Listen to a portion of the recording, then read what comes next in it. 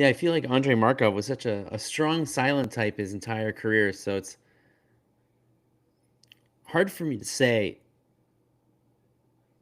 exactly what my favorite moment of Andrei Markov was. Uh, Probably, yeah, as I would say, definitely just Mike Komisarek related things. Just making Mike Komisarek half decent. Hey, Michael Paul, welcome back. I'm so happy that you found us. Hopefully, we got more people coming in soon. It's still pretty early. People usually only roll up. I only usually start up these like right as the game starts.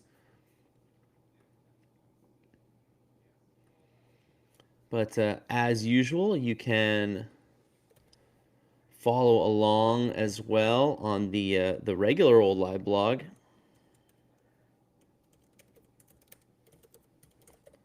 which still doesn't have commenting. But if you do want to see the goals, like let's say you missed out on the goals, they are here. I'll make those available to you.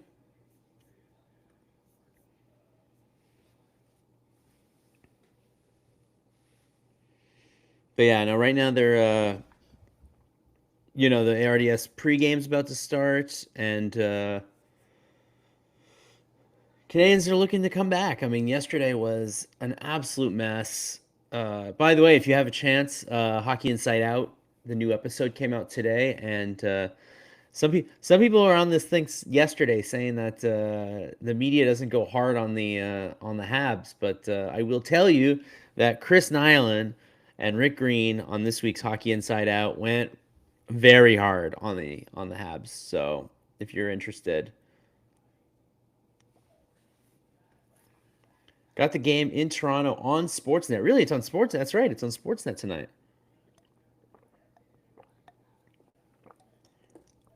A rare game that might be easy to find for some of you.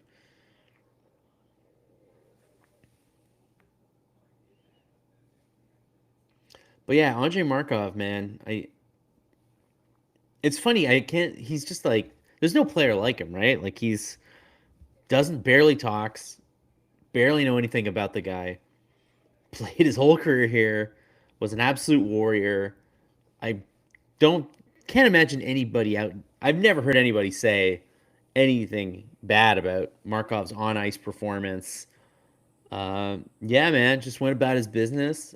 I feel like Plekanec was a little bit like that too. Just kind of went about his business. Both, pretty much. I mean, Markov played his whole career here. Plekanec played all but a few games here, and yeah, they brought a little bit of stability to some pretty lean years for the Habs. But very happy to see Markov back tonight. Oh man, they're showing the Ottawa highlights, and that Artem Zub goal is definitely the most embarrassing one. God, they just let him walk right in. But prediction time. Oh man. Well, I didn't predict what I predicted four. I was 4-3 Ottawa yesterday, so it was 5-2. I got the right amount of goals. If you had taken one of the Habs goals, it would have counted. So let's say 3-4-2 Canadians today. So Gary, my prediction is 4-2 4-2 Habs. That's my prediction. How about that? Thanks for joining, Rick. They should bring him back as defense coach. I would love to see Andrei Markov, especially when the power play wasn't doing so great. It was like, God, bring back Markov to help save the power play. My prediction is the fast flying Jets win by 3, 5-2 Jets. Jets, Jets, Jets, Jets. Um, there's no Connor Hellebuyck for them tonight, so I feel like, and they're not playing well of late. So I feel like there's, man, if the Habs are gonna have a shot, they need to win tonight. I hear Markov pretended to not speak a lot of English to avoid talking to the media, but was one of the funniest guys behind the scenes and actually spoke very good English. Yeah, I've heard that. I've heard that as well. Um, You know, it's funny. Vladdy Guerrero Jr. is a bit like that. Vladdy Guerrero Jr. kind of always pretends he can't speak English, and then when he signed that $500 million contract, he did a press conference in English, and it was like, "Yeah, if you're getting paid 500 mil, you got to speak a little bit of English for us."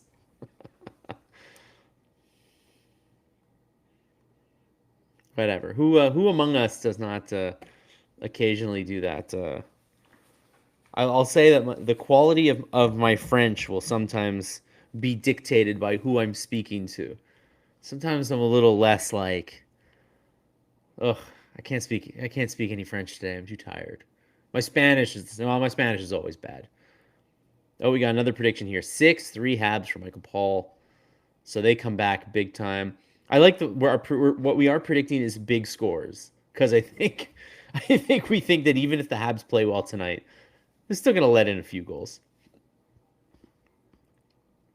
Again, if you want to check out the Hockey Inside Out this week, Chris Nyland and Rick Green go very hard on goaltending and defense. And really, they say, as bad as the goaltending has been, and it's been bad, the defense is more of like a fundamental problem on this team. And Nyland went as far to say that since Marty took over, the defense is never quite like the team defense overall has just like hasn't looked good. So let me know what you guys think about that. If you think that is it a personnel is the defense a personnel problem? Is it a coaching problem? Is it both those things?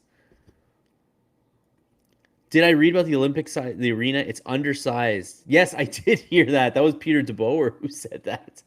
So, you know what? Bill Guerin said that it was going to be a hard-hitting Olympics, and if it's even smaller than an NHL arena, he might be right. So, I can suddenly see guys like Cole Caufield and Lane Hudson not getting considered for the Olympic team because of it. The Habs lack grit, according to Habs scribes. Oh my God, try saying that 3 times. Habs scribes. Gary, he's giving me a tongue twister tonight. Tell us something new. Yeah, that was the topic of Brendan Kelly's What the Puck tonight. So last night he went to go talk to Habs fans before the Sens games to talk a little bit about grit. Do they have enough grit? And yeah, the conclusion was no, they don't have enough grit. So again, I don't think it's anything too surprising here for you guys. You guys have been talking about that as well.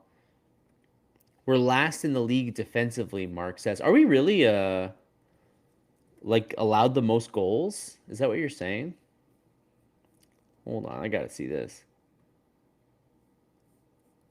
League. No, we're not the worst. The Canucks are the worst. They've allowed 98 goals. The Habs have allowed 92 goals. But I mean, they're still in the bottom. They're still in the bottom 7. Icing will be an issue. Loved Markov. Shame the way he's treated. Yeah, I feel like that was the predominant feeling about this. Unfortunately for Markov, like instead of this being like a great celebration of him as a player, this event is more of like a mea culpa from the organization being like, yo, sorry we screwed you over, dude. Oh, we got another prediction here. We got 4-3 Jets tonight. Yeah, I feel 4-3, 5. We got another one here. 5-4. That's like a good. That's about where I think. I said 4-2. I don't know. 2 goals. Is Montembeault nets? It'd be lucky if he only allows 2 goals. Offense is still all right. Defense is where the wheels fall off, and the goaltending hole is fatal. So yes, a high-scoring game. I think so. I know this is early in the season, but I'm saying this is a must-win. We're not that early in the season. 26th game of the season. We're well on our way here. The Habs haven't been a tough team since the 60s when John Ferguson was in the lineup back then. Yeah, they're not you know what, the 86 Habs, the one that won the cup, I wouldn't say they were tough, but they had Nyland, McPhee, Scrudlin, Gainey. They were like an underrated tough, that team. you wouldn't want to mess with them. They weren't like super intimidating necessarily, but you wouldn't want to mess with the 86 Habs. So I'm gonna give it up. Gonna give it up for my boys Chris Nyland and Rick Green, and say that the 86 Habs were pretty tough. Pierre McGuire brought up how drafting Brady Tkachuk would have made us a tougher team to play against. I mean, this team would be totally different, right? Because they would have Brady, they wouldn't have Kotkaniemi. Who knows where they finish in? This is a sliding doors, whatever, the butterfly effect thing, right? Who knows how this team would have gone had they drafted Brady Tkachuk? They might have been more inclined after that cup run to keep more guys together and not implode the team. Possibly, I don't know. Might not last very long tonight. Feeling too frustrated with the team at this point. Oh, hang on, Mark. So much season to go. I know it's a bad stretch right now. It's a bad stretch right now, though. I'll give you that. I'll give you that much. Oh, we got a Mitch Hedberg-ism here. I used to love Markov. I still do, but I used to too. I love it. Not drafting Brady Tkachuk was just another of the countless Marc Bergevin blunders. I think that the Sens game was a must-win, and they didn't win. Yeah, those are 4-point games, right? We haven't reached the point in the season where we're calling these 4-point games. It was a 4-point game. Ottawa is directly with them in the standings. Pierre and others have to stop worrying about the past. It's the present that's hurting. Well, that's true. I mean, Brady Tkachuk's never coming here. He's in Ottawa. Ottawa's Ottawa. What can you do, right? They've drafted who they've drafted. This is the team. This is the team that they've got. I've been patient for 35 years. Yeah, that's goodness. Yeah, I mean, it was crazy just to think that the other day was the 30th anniversary. The other day, yesterday. Time flies. Yesterday was the anniversary of like the Patrick Waugh, infamous Patrick Waugh game against the Wings. 30 years. That's a curse. That's a curse, right? We've been cursed since then, I think is the thing. We have one of the highest payrolls in the league. Young or not, we should be doing better.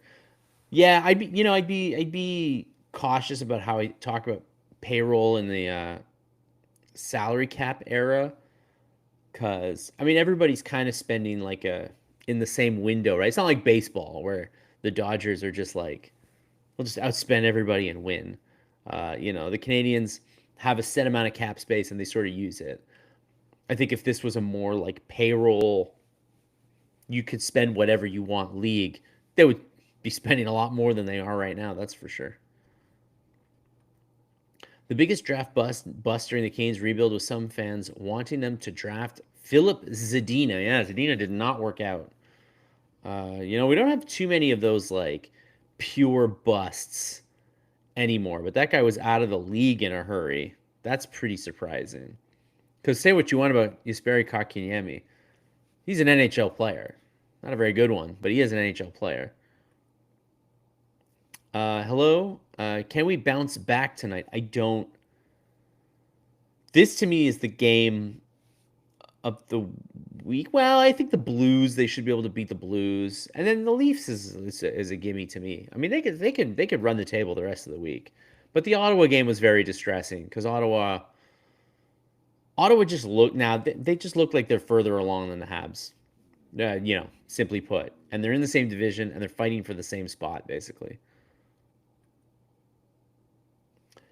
We are being sold a bill of goods by those who are misleading fans. I'm curious to know how you think fans are being misled.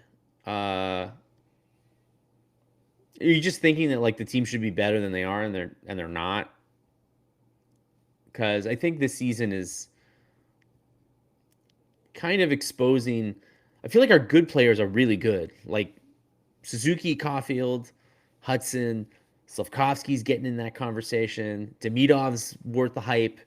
And it's just like, man, every time like those guys get a little bit better, the guys underneath just seem to be getting like worse and worse and worse. And it's like, okay, well, these guys need to be replaced. Jets won't push the Habs around, so expect any grit to sit.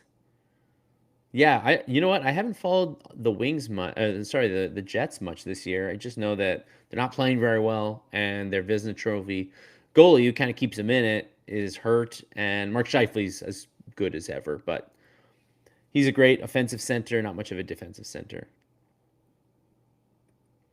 Why should we be doing better? It's not rocket science. We have a lot of talent. We have the injuries, but we're getting brutal goaltending and don't defend well. That last part is on Marty. Yeah, like I feel like they have good defensemen, but I don't know, just like the Hockey Inside Out guys, and it's a future episode. It's not for today. It's for tomorrow or Friday. But we talked a lot about like Alexandre Carrier today. Just like what the heck happened to Alexandre Carrier?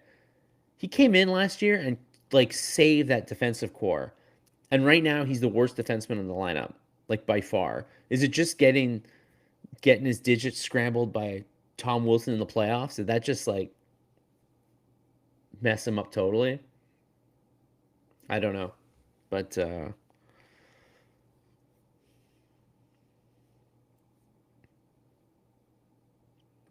who are the best defensive coaches? That's a good question. I mean, I thought Luke Richardson got a lot out of not a lot of great defensemen. Like Luke Richardson took guys like Ben Sherratt and Joel Edmondson, who were middling guys on their teams before. They were number 5, 6 defensemen and turned them into top 4 guys. And if you don't believe me that they're top 4 guys, look at the contracts they got after they left Montreal. So,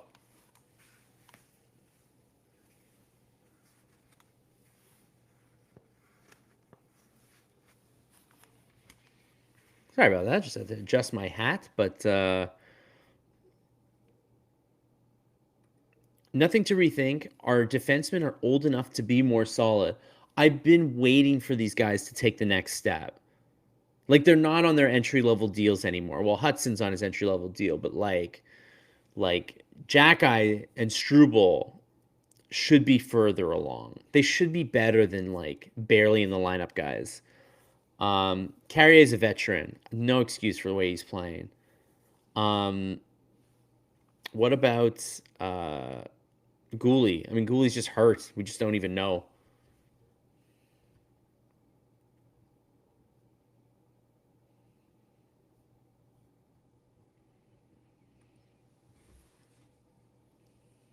Little Andrei Markov intro here, coming out with the kids. Those his kids, I guess.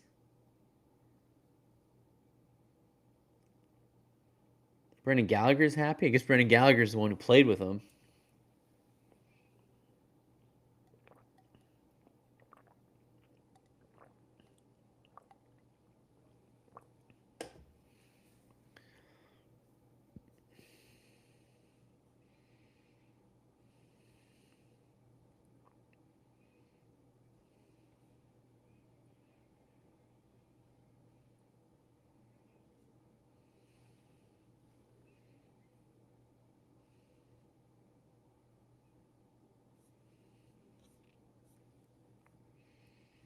Very nice applause for Andre.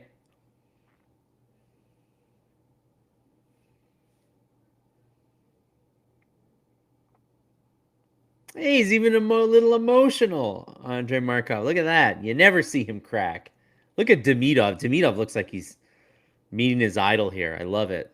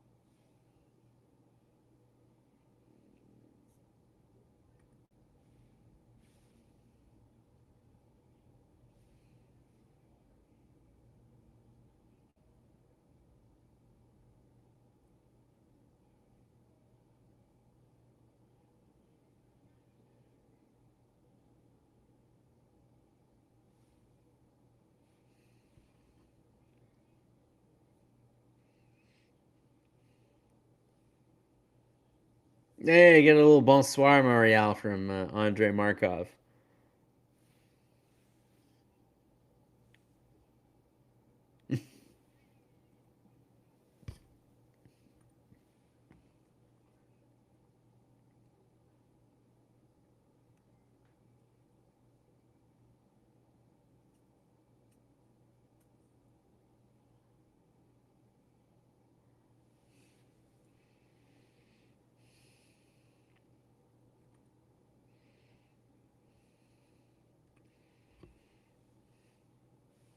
Yo, seriously, play Andrei Markov. Play him tonight.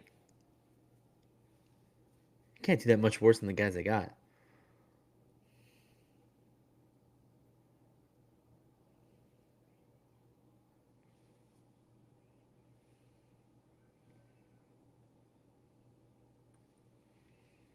I met Tretiak in the 80s, and he told me that on the way to Montreal, he told his wife they really liked me there, and she was unconvinced until he got standing out at the forum.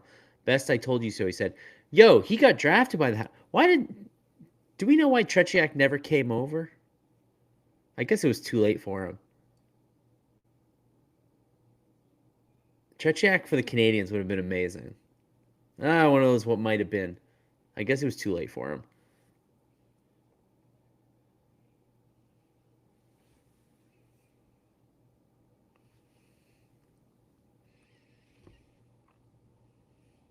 Hey, PK gets a big applause.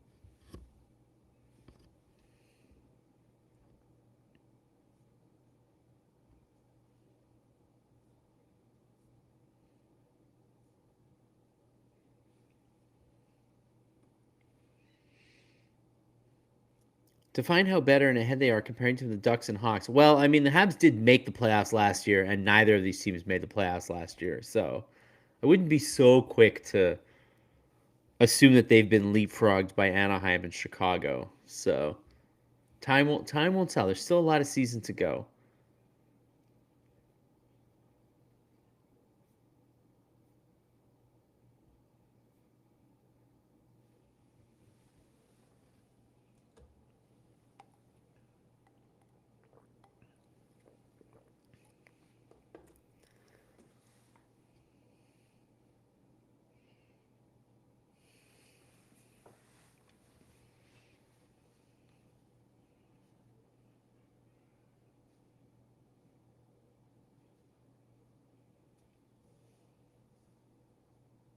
That's it. Just a little speech. Just give a little speech.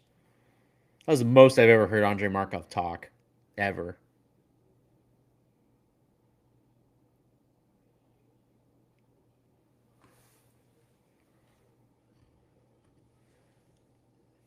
Nobody's number 679 right now.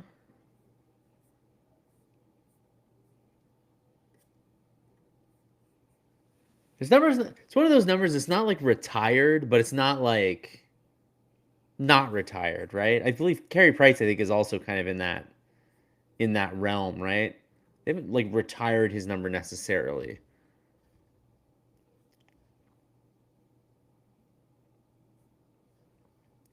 Anyways, I've sort of lost the train of thought here a little bit on what you guys are talking about rebuild wise.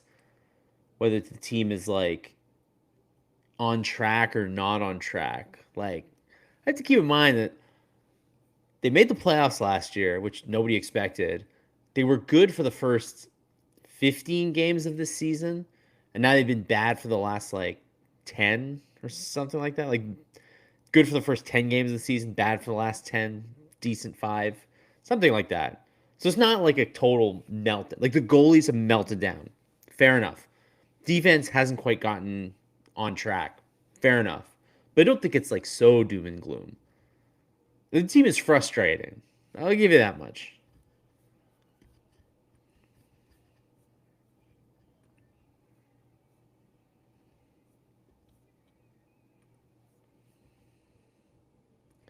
But Carey Price is Hall of Fame. Yeah, that's true, right? Carey should probably make the Hall of Fame next year, and Markov won't. But are they going to retire Carey's number? I don't think so. Actually, I actually don't think the Canadiens are going to retire Carey Price's number. I think they're going to draw the line at winning a Stanley Cup. I think that's going to be the line that the Canadiens are going to have. Otherwise, I think they're going to open the floodgates a little bit in terms of the numbers, and they just don't have that many numbers. They won't have many numbers left. Guys are going to be 76 and a half. You're gonna have like an NFL team, like some O linemen with a 0 and a 0-0 before too long. So I think the Canadiens are gonna cool it on the jersey on the number of retirements for a little while. That's my opinion. Although some people were saying maybe Steve Shutt. Honestly, maybe they just go dip back into the '70s and give it to Steve Shutt. But yeah, Markov's not a Hall of Famer. Price a Hall of Famer.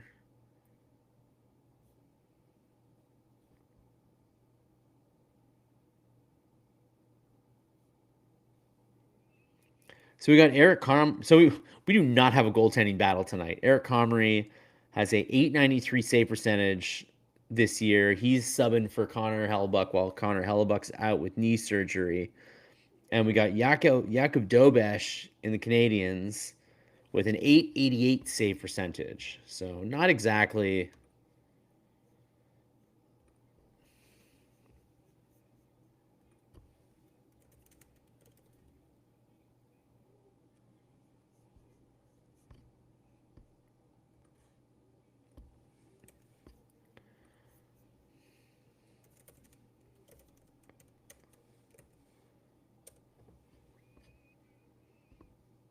Do we got some lines? We got some lines. First line is back to the old line. Caufield, Suzuki, Slavkovsky back together. And then the second line, oh my goodness, Texier with Kapanen and Demidov. Heaven help us. Anderson, Evans, Gallagher reuniting the checking line that we all assumed was going to start the season. And then Davidson, Veleno, Bolduc. So who's out? Oh, Jackeye. Florian Jackie's out. And then Matheson, Dobson, Struble, Hudson, Jackeye, Carrier. We're starting that again.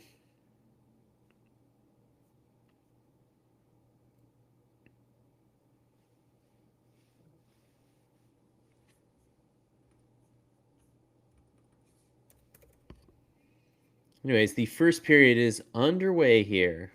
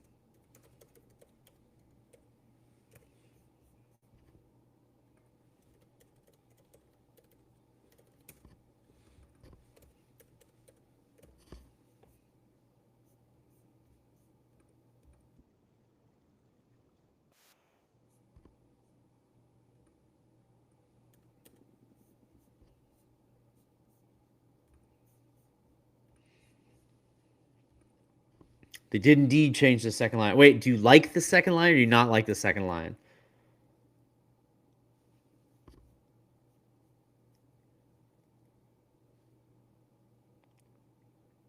Oh, I guess Bolduc is just a straight up. That's right. Bolduc is just a straight up scratch tonight, right? No, he's on the fourth line. Sorry.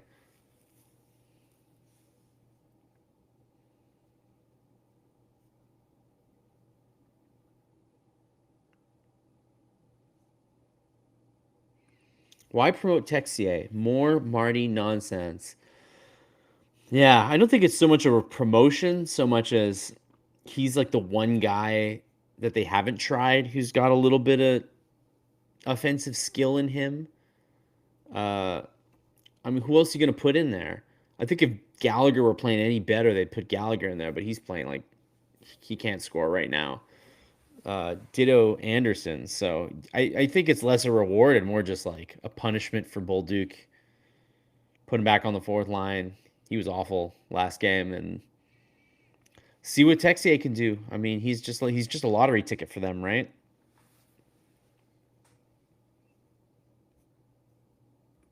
Dislike the second line. Yeah.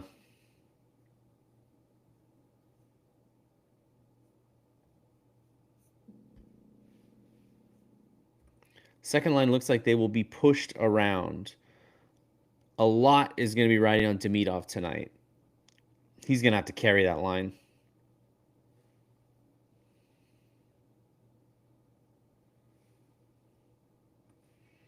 Tony and Max last night were pissed. Nobody defended Hudson and Suzuki last night. Absolutely. Felt like the whole team kind of just gave up last night.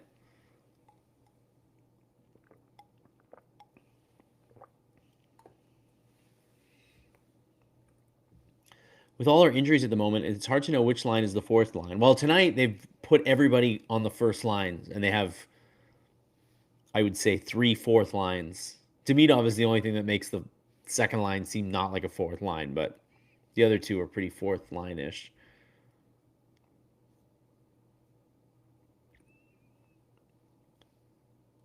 Ooh, is it the center ice logo that's causing? Is it the center ice logo that's causing them to play badly? Yeah, they're 6-6-1 at home this year. They're not playing well at home.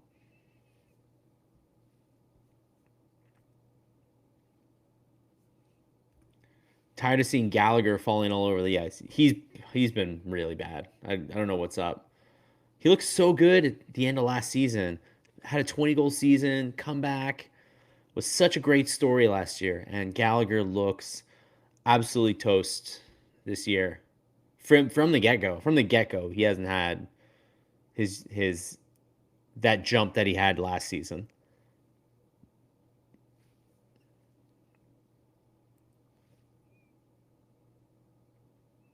Got a 3-on-2. Nicely broken up by Dobson. This game boils down to Dobesh saving the team while the defense tries to be Bobby Orr. Yeah, that is kind of the strategy. Yes, what is Texier doing on line two? Jesus. This is one of those things where if it somehow works out, Marty's gonna look like a genius. And then if it doesn't work out, which seems like the most likely scenario, we're gonna be like, please God, trade for a second line player because we're missing one.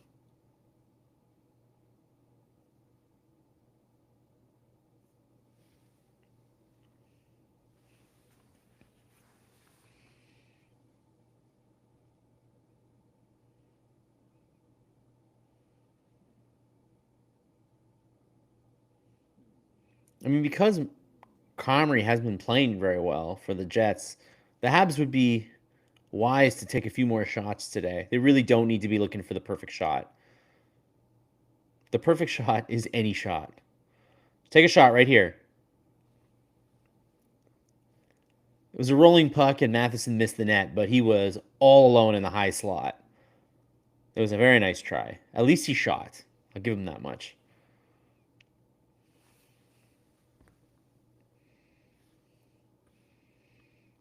Gallagher still has the heart, but he's off his game. Yeah, and unfortunately for Gallagher, at this point in his career, anytime that he's off his game, you have to ask if his game is ever going to come back.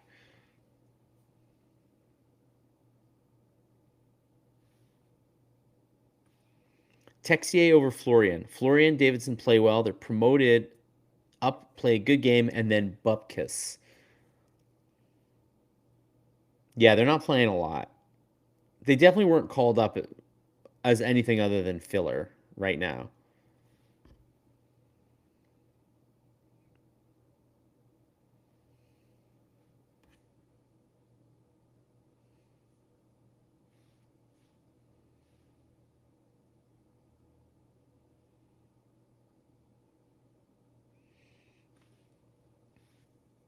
Galley is all heart, has been since day one. No player has given more to the Habs in the last 20 years, but it seems his fire is done. Yeah, sad to say. I mean, then again, we doubted him. Those first couple of years that he signed that contract, he looked done.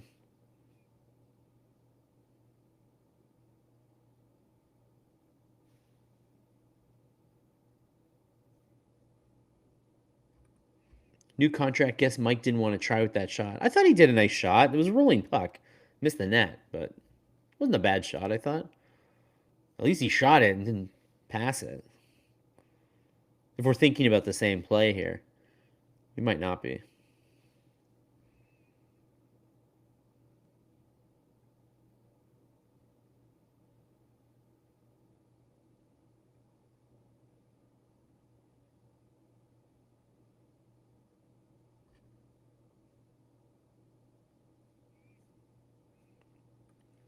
Galley does look super slow. Yeah, he looks like back to when he was hurt, right? When he had what was it, groin issues, and he just looked like the game had passed him by. And he got healthy, but now he's not. Now he's looking slow again. And then Dobesh covers up the puck. Thank you. Something that Montembeault did not do enough of in his game. I'm not gonna post anything about. I'm not gonna post anything about Carey Price's sobriety. Y'all can have that conversation. I'm not having that conversation.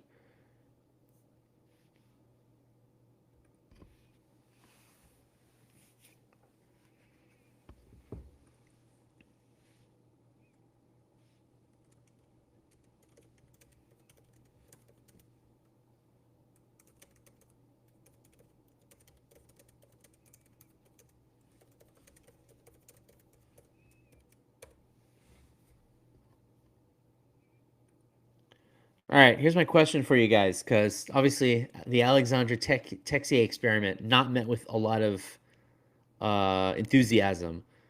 So assuming that Slavkovsky stays on the first line, who are you putting on the second line? Who's playing with Demidov? Who's playing with Demidov? Do you keep Kapanen, or do you switch Kapanen? Do you keep Kapanen, and then who else do you play with them? I don't know why they're not trying Demidov and Bolduc. I guess because they really don't like Bolduc's defensive play right now. That must be why. They're probably punishing him a little bit, but you would think that Bolduc, yeah, exactly, Bolduc. You'd think that Bolduc would play well with Demidov because Bolduc is just looking for the one timer, right? And who's better teeing up guys on this team for one timers than Demidov? I mean Hudson, but other than Hudson, it's Demidov. Hello, hello, welcome to everybody. Everybody's already feeling it about the Canadiens last night and their play of late.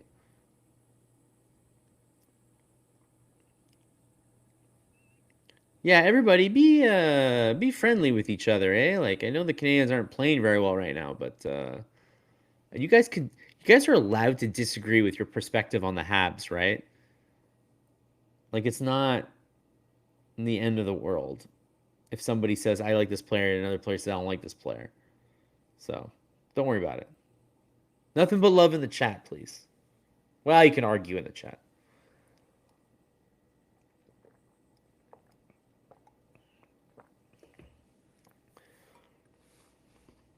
Arbor is third on time on ice for defense. That won't last. Lol. No, it certainly won't.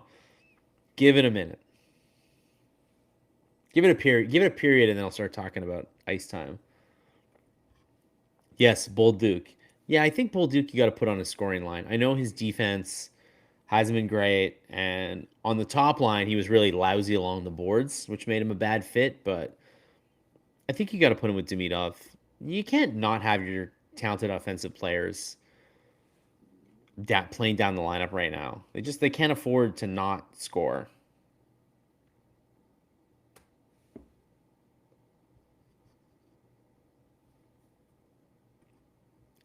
Eric, it's the passion we have. Family argues. You're right.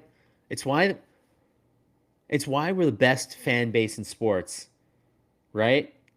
Because who else is going to be? arguing about the team on a Wednesday night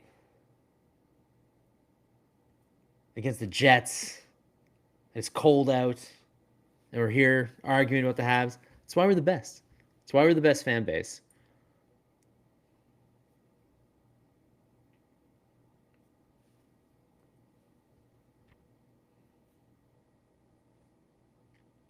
I like Slav on the second line better on the first. Here's the thing, though. Here's the thing, though, is that the first line suffered without Slavkovsky. That's why they're putting him back. They're not putting him back because it didn't work on the second line. They're putting him back because they need Slav on the first line right now. They need that one dominant line, basically. Slav plays differently on line one compared to line two. And isn't that a sign of like how much that player is developing and how good he's becoming? That he's actually like able to play a different game depending on what line he's on. Scheifele never paid the price for the Evans hit. No, I guess he didn't, eh? Water under the bridge, perhaps?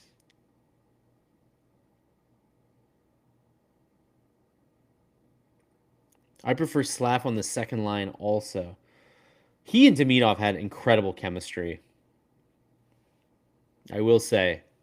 I think the future is going to be Suzuki, Caufield with somebody good, and then Slavkovsky, Demidov, and then the second center that they may or may not acquire at some point. I think that's the Dobish, nice save. Yeah, he's got 3 saves so far. Very quiet start to this game.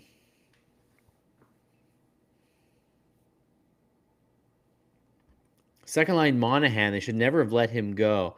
Well, I don't know. They did get 2 first-round picks for him. They did get a lot for, right? They got the first-round pick for originally acquiring him, and then they got another first-round pick for trading him. I think they're happy with those first-round picks. Also, I don't think he's very good this season. I think he's actually struggling quite a bit with Columbus. He was at the start of the season. I can't speak for the last couple of weeks, though, about Sean Monahan. Here, let me look that up.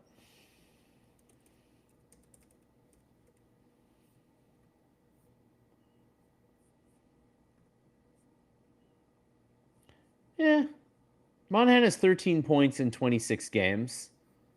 He's doing okay. I don't know if he's the answer, though.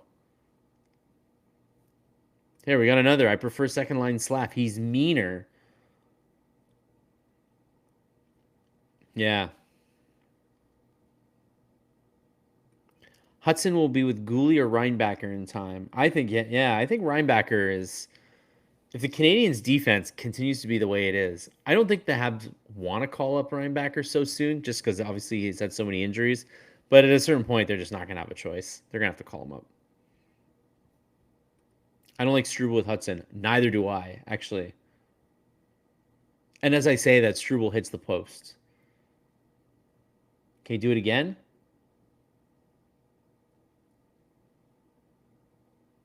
Oh, Texier with a nice chance. And I mean, he's fighting along the boards.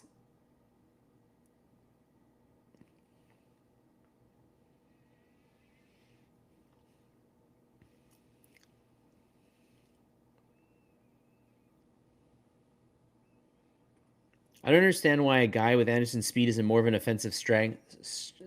He's such an amazing skater. He just doesn't have the head for it. He's a very north to south player. He's actually a pretty good defensive player now who chips in the odd goal. I know that that's not what they acquired him to be, and I know that you're probably not getting your 5.5 million bucks worth on him, but I think he's actually just figured out what he's good at. And oh, come on, what a save by Comrie. He was totally down and out, and Caufield couldn't beat him.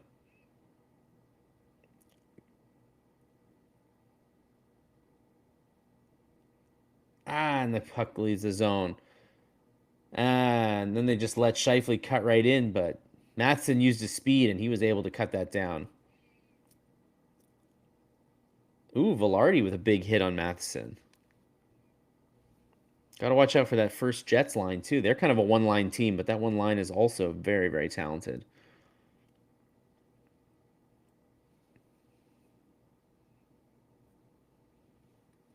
How are they not scoring? I know Comrie was down and out, and they had so much time and space. Caufield did. Unbelievable sequence.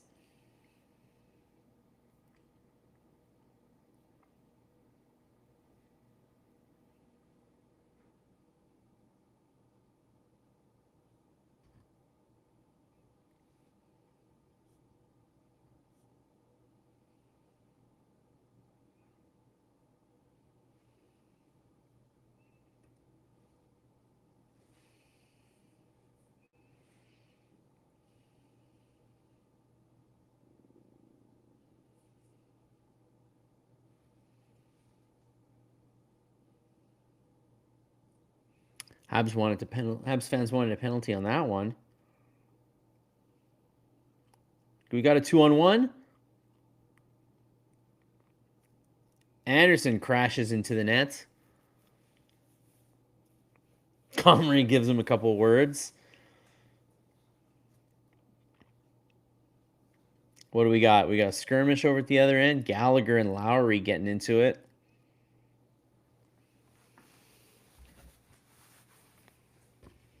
That was a nice try. This is a good start, though, for the Habs, isn't it? I feel like things are looking pretty good.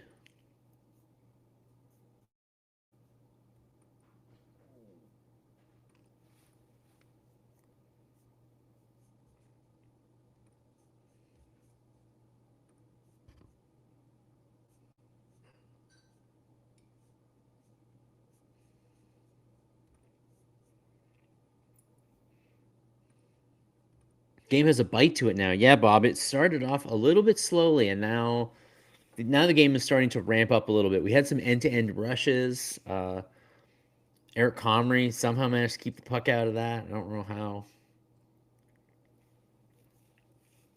Yeah, we had Josh Anderson crash in the net. Crashing in the loosest sense, I suppose.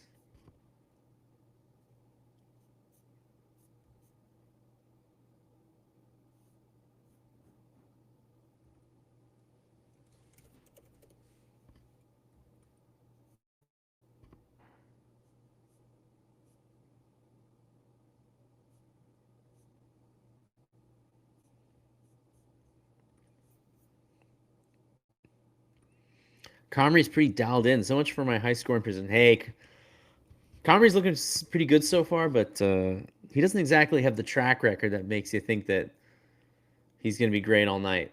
Exciting game so far. Yeah, I agree.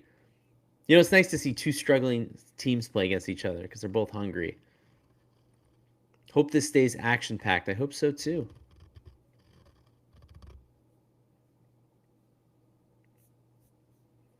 Anyways, yeah, guys, you guys don't have to talk about who's been here longer or whatever. It's all good. I love you all. I mean, you guys can argue. It's fine. There's no hierarchy of fandom. You're all legends in my book. I think of the movie Necessary Roughness when Anderson goes on a breakaway. They had a receiver who couldn't catch a thing, and the coach goes, "Not Stonehenge." That's good. I forgot about that movie, A Necessary Roughness. I definitely saw it when I was a kid.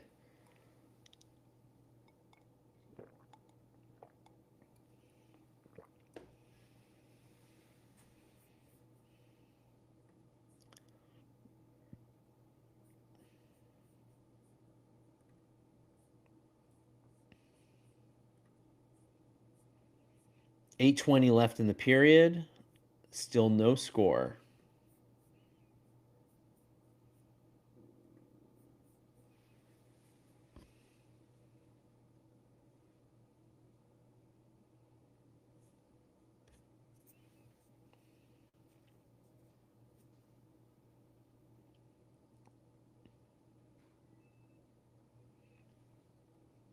All right.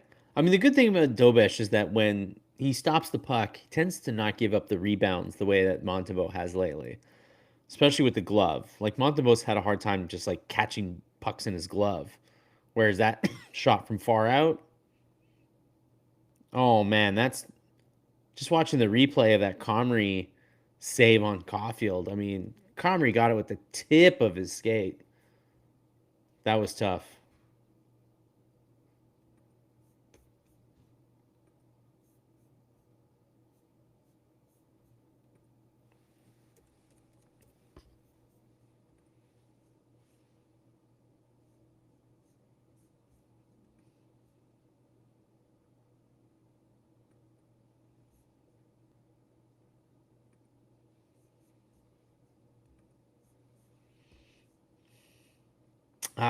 Slavkovsky, sort of a cross ice pass to nobody, and then it results in a rush up the ice. I mean, Dobish was able to watch Connor split the D there. Connor split the D pretty easily, and Dobish was forced to make a very nice save there. Yo, Kyle Connor's a $12 million man. You do not want to let that guy split the D and get a chance on your goalie. That's a really. He passed the puck right between Dobson's leg. Damn.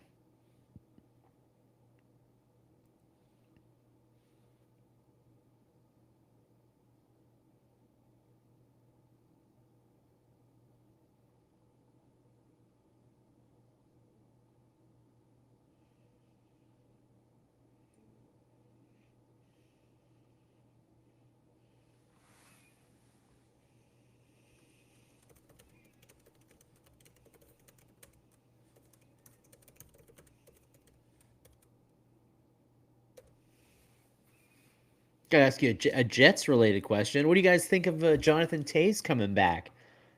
His story is. I don't know if you guys read any of his story, man, but he like kind of got like COVID, long COVID, and then couldn't play. Was like sick, had a lot of issues, and then tried everything. Tried like Eastern medicine and all kinds of interesting things. And yeah, look, he's good. He's back. 3 years later, was able to come back and play.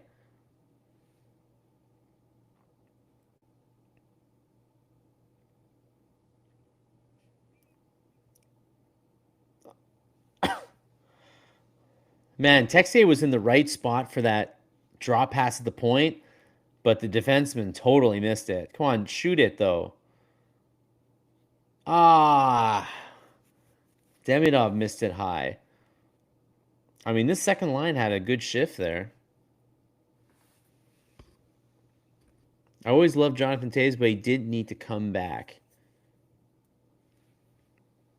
That's fair. I mean, he doesn't seem like he's like, the player he once was, but hey, Jets don't have a lot of defensive depth, and it's pretty cool that he came back with the Jets, I think.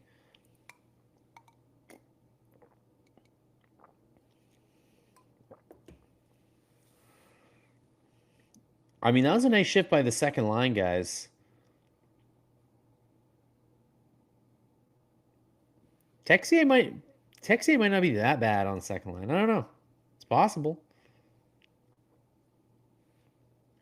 He's got some offensive skills.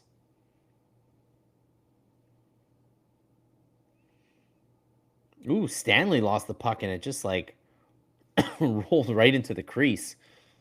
Potentially dangerous for the Jets there.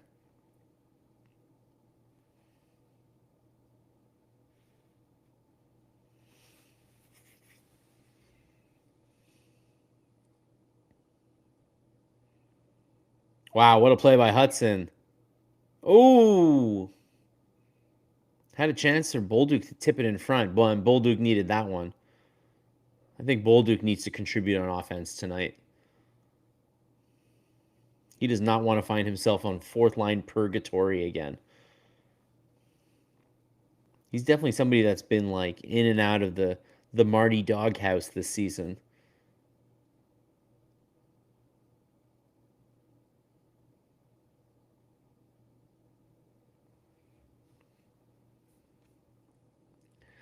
Carrier seems to get weaker every game. Carrier's been so inexplicably bad. Like, I just don't get it. Come on, that's got to be in. Eric Comrie with two huge saves. Oh. Yeah, that was a big hit by Laurie, and Jack Guy's not taking that. Look at that. Arbor Jacki and Adam Lowry, the Winnipeg captain.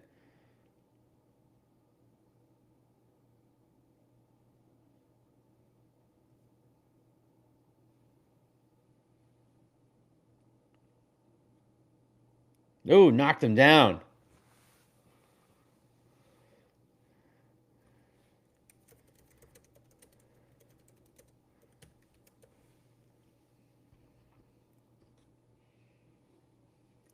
Yo, Jacki is fired up right now.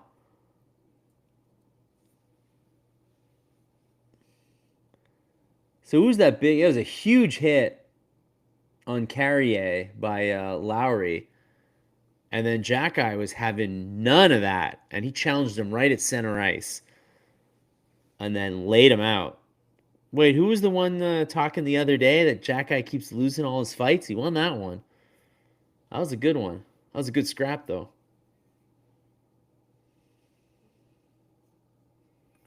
Veleno is improving and fitting in nicely. I thought the Ottawa game he played, he was like the one guy on the bottom lines that was like, okay, you're not a total waste of space tonight.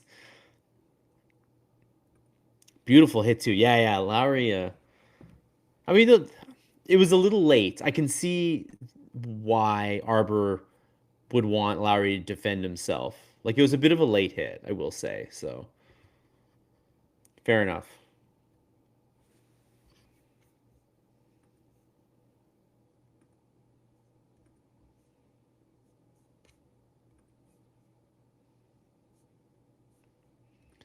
But yeah, the big story right now, I'd say, is Eric Comrie.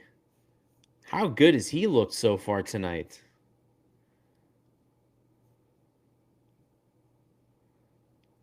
Where was that last night from Arbor? Yeah, I feel like it just wasn't a very physical game last night, and Brady Tkachuk was jawing a lot. He was definitely talking a lot of smack, but I don't feel like there was just like a lot of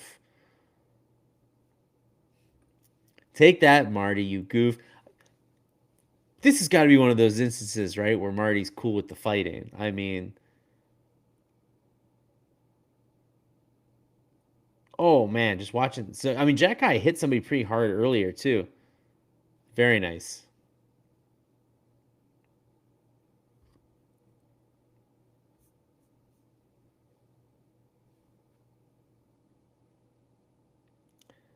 And then yeah, oh Jake Evans, the rebound on Brendan Gallagher. Yo, Eric Comrie's having himself a night right now. He's looking dialed in. You were right. Whoever said that he was dialed in earlier, I was wrong. Wrong to doubt you. Eric Comrie is dialed in. This period might come back to haunt us. Should be 2 or 3 nothing for the Habs. Yo, the Canes have had their chances tonight. It's been very impressive so far.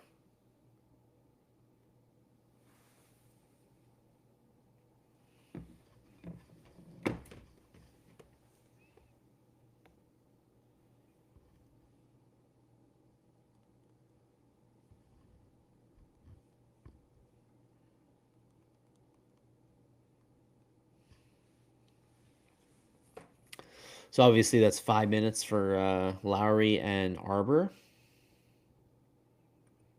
I'm reading on Twitter that Sportsnet didn't even show the Markov tribute. That's ridiculous. Really? Damn. What could they have possibly shown instead? That was the best part.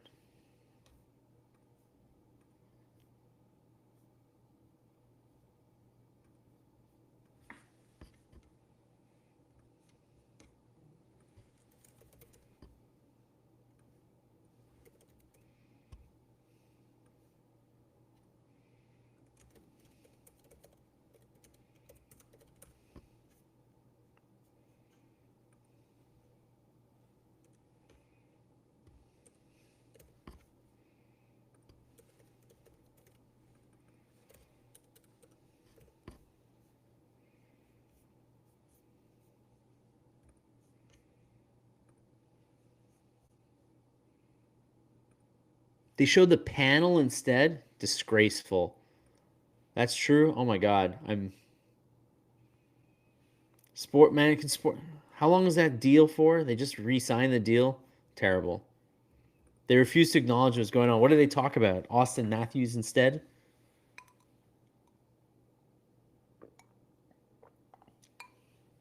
I feel so sorry for you guys. You missed a good one. I just posted the.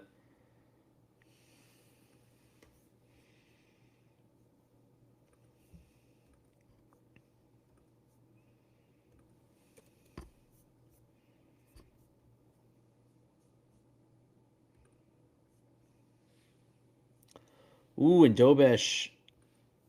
There's bodies everywhere. Dobesh hangs in there, though. I will say the struggles of Montembeault and Dobesh are a lot different. Montembeault can't stop anything with his glove, and he's sliding all over the place and missing stuff. Dobesh, you can kind of, he's a battler. He just gives up goals, often from the point. But I can't even believe it. To not show the tribute is disrespectful. What were they thinking? I'm shocked. I am shocked too. Sportsnet panel is terrible. That's embarrassing.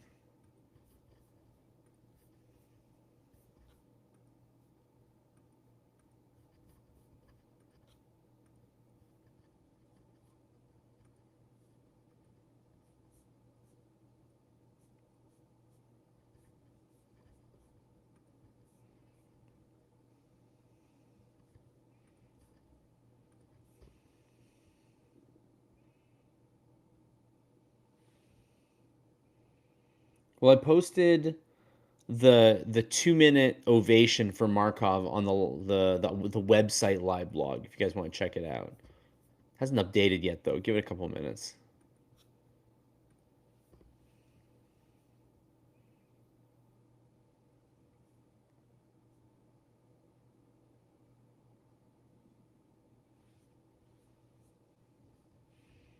Yeah, I don't know, Gary.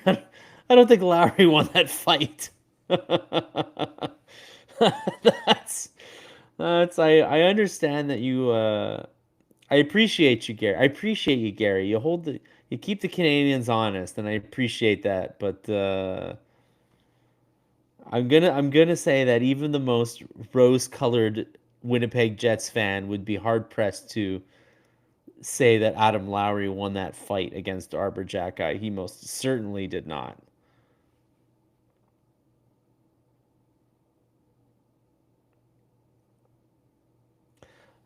Man, Canadians creating lots of traffic in front of Comrie again. A very nice play. And Veleno's hanging around in there. But not quite.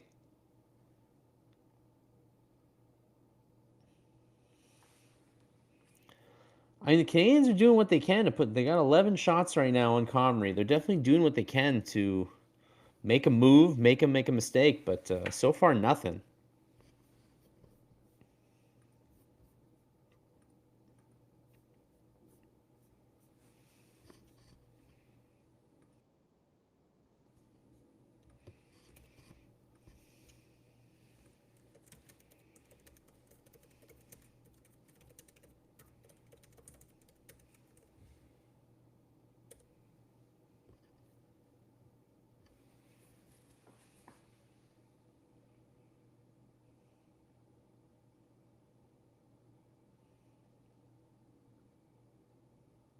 Shifley's still getting booze every time he touches the puck. You gotta appreciate the Canadians fans having long memories.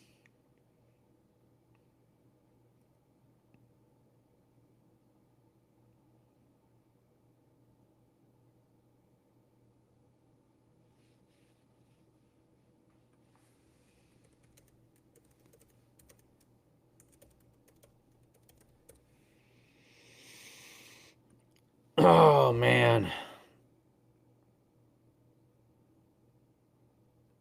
The Canadians defense strikes again. They just missed their man.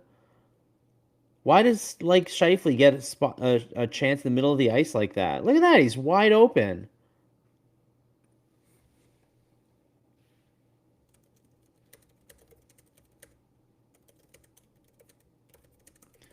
You know, Jeff Struble was talking about it.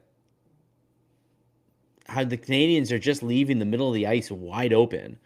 And that was just another example of it. Now Scheifele's got his 14th goal of the season. 14th or 12th? 14th. And not only that, it was with 126 to go in the period.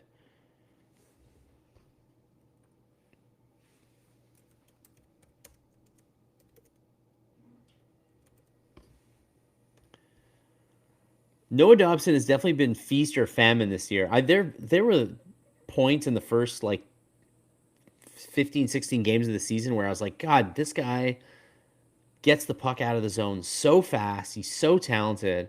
And it's just been a colossal mess since then. He has really made a lot of questionable. He makes questionable moves without the puck. That's really the issue. I think he's a genius with the puck. I think he's a lot of trouble without the puck. I wish we had a player like Scheifele. Unfortunately, he is exactly when you guys talk about acquiring, like, oh, they need a center, they need a center. Man, Mark Scheifele on this team is exactly what the Habs need. Could you imagine if they had him up the middle? I don't even want to think about it.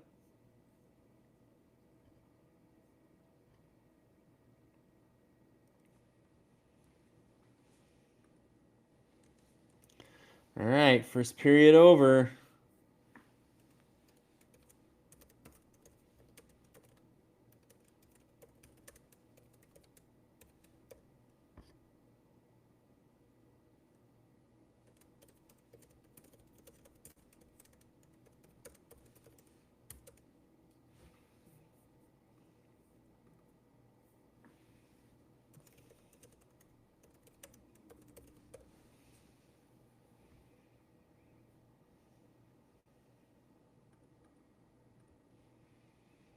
Well, how would you guys rate that period exactly? They started off well. They got more chances on Comrie than were at the other end. Jack Eye wins the fight. Scheifele scores late. They're down 1-0. What's the rating here? Wasn't like all bad, but the result is not great.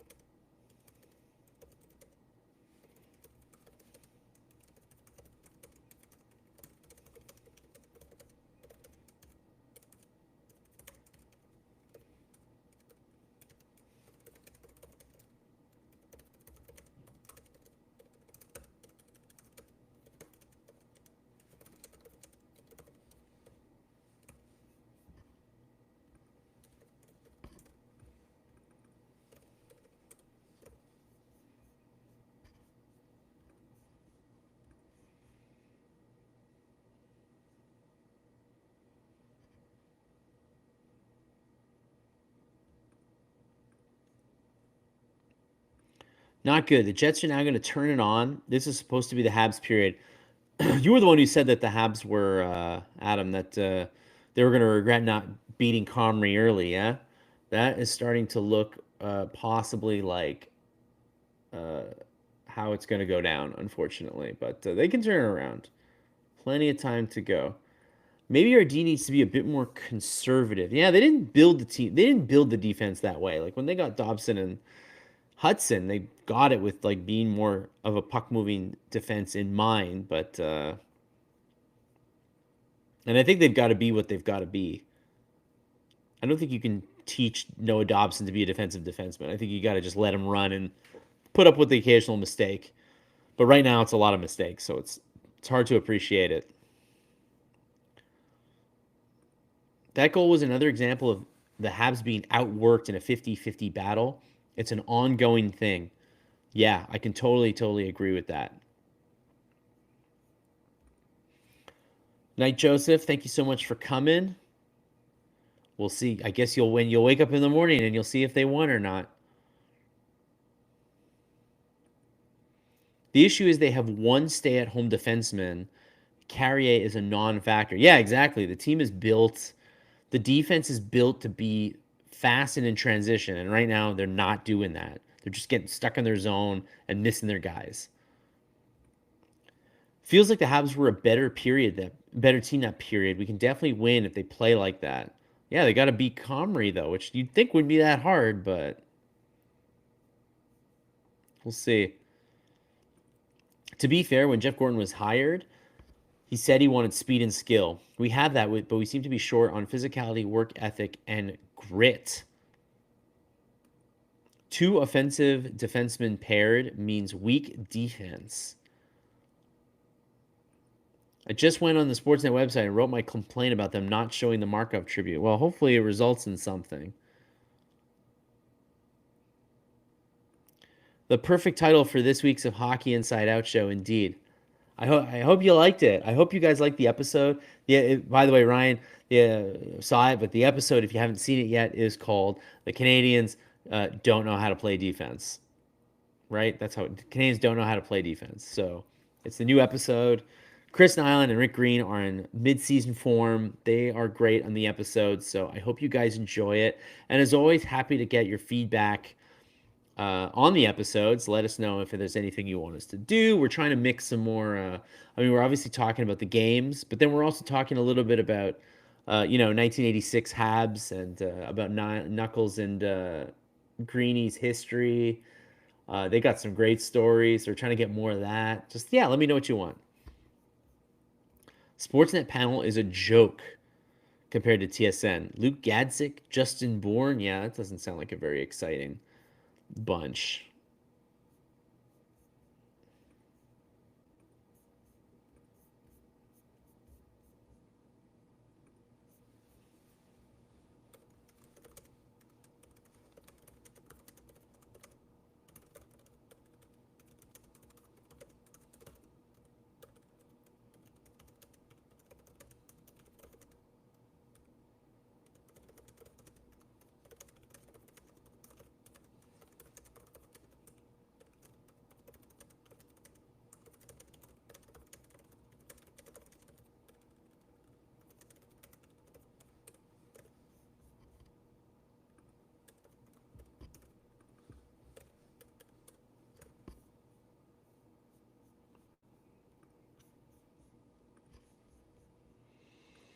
Losing Gooley to injury hurts Montreal more than many people realize. Yeah, I mean, the same thing with the Doc and Newhook injuries. Like, look at the second line tonight. Texier's on the second line tonight. Why do you think Texier's on the second line tonight? Because Doc and Newhook are hurt, and Laine's hurt. That's an entire line. That's like an entire second line that's out right now. Not like a good second line, but a second line. You know what I mean.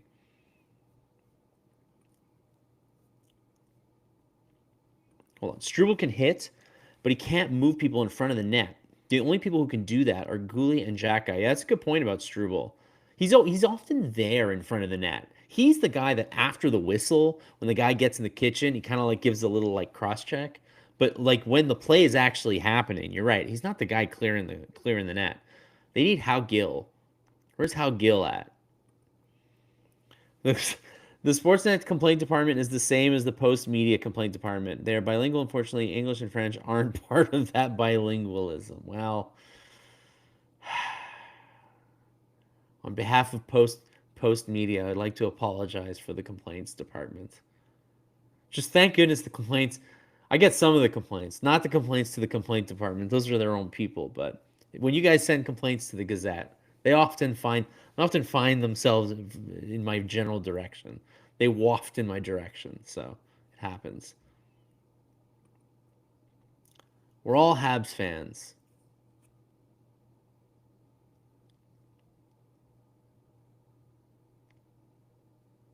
And then, because fair is fair. All right, you guys are in. You guys are getting into it. Whatever, just get into it. It's all right. But yeah. And because we're all curious, how did the ice time break down? So the most ice time for a defenseman so far is Matheson at 9:03. He's -1. Hudson at 704, Dobson at 646, Strubal's fourth at 624, and then Carrier and Jackeye at 528. Arbor Jackeye played 528, and he played 5 minutes in the box. He spent 5 minutes in the box, and he still played more than Carrier.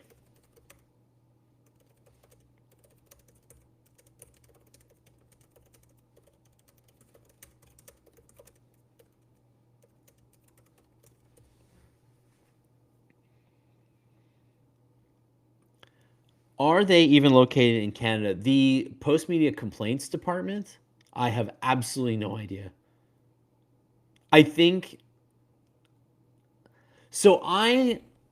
We have an internal IT, right? Obviously, when something goes wrong, those guys are in Canada. I know they're in Canada. I can't speak for the when you call if they're in Canada. I think they are. I think the like old school. I will say that the old school call center thing is like a bit of I think in the past for the most part because people don't call anymore. So you can afford to have a Canadian call center because you're probably only hiring a couple of people because most people are just talking to an AI on the website now. But don't quote me on that. I honestly don't know. I have not called Post Media Complaints as a client for quite some time. But I will say that our internal IT is definitely Canadian located.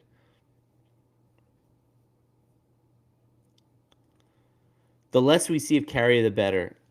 Totally agree. Mark, I don't understand why he's playing so badly.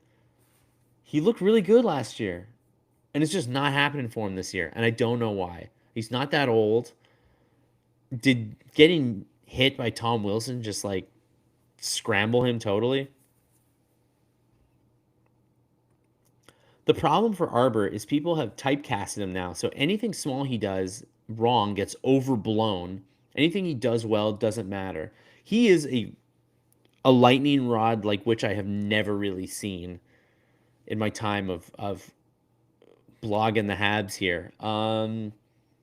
Because I think you guys are so starved for a big, mean, um, player that like everything about him is just like a lightning rod. It's a really interesting thing about him. Well, that's it. He's a third pairing defenseman. And I think he's a pretty decent one, to be honest. I think they should trust him a little more. But I get the like you want his decision making to be a little better. Post Media is an American owned company whose Canadian headquarters are in Toronto. Sort of. I mean, we are, I guess our primary owners are American private equity, aren't they? But yes, they are headquartered in Toronto. They were headquartered in Winnipeg for a while, weren't they? That's before my time. My checks used to come from Winnipeg back in the day. I am in Montreal though. I want you guys to be that when you send your complaints my way, you are sending them to a real life person in Côte Saint Luc, Quebec. I'm truly here. I am a real person. I am a real person. I'm not AI or or anything like that.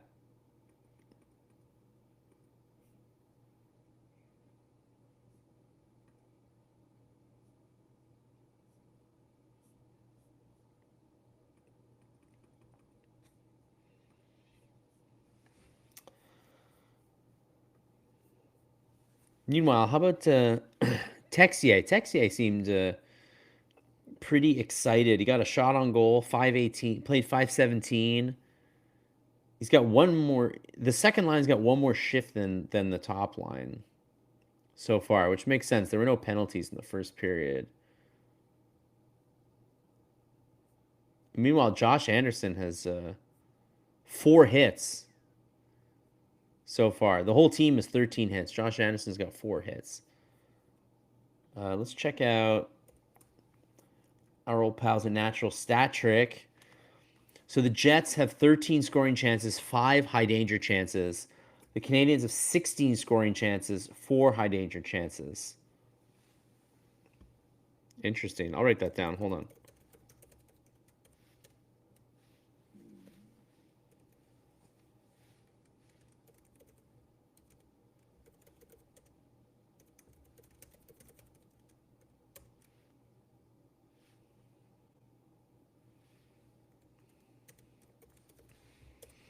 Here's a little bit of interesting.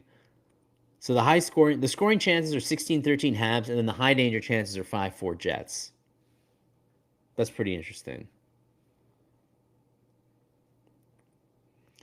You take the brunt of frustrations from subscribers, Eric. Thanks. We know your hands are tied. Yeah, I think you gotta have. There's always got to be a. That's why they pay me the big bucks. You need a human face sometimes to communicate, right? And I think at the end of the day, the Montreal Gazette is a people business and a people to people business, and we should be out there anyway. So I'll be out there. I'm happy to be out here. Happy to be out here with you guys.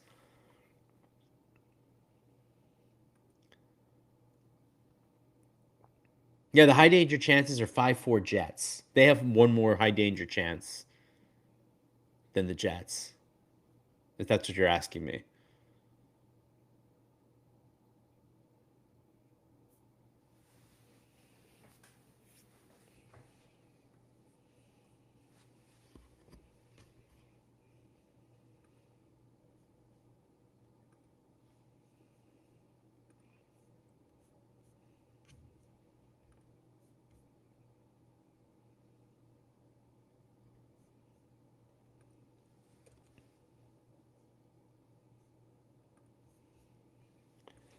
Anyways, if you want to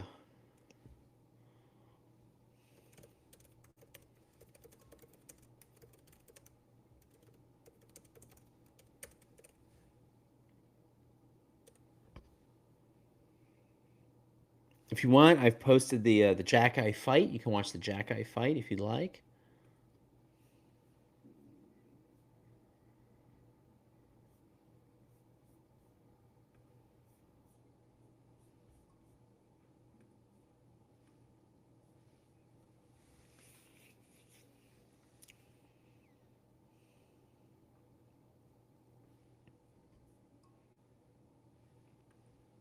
Let's hope the Habs play the next 20 minutes as well as the first. Yeah, you know what? They're down a goal, but I will say tonight so far has not been last night, where the Canadiens just got whooped by a very good team.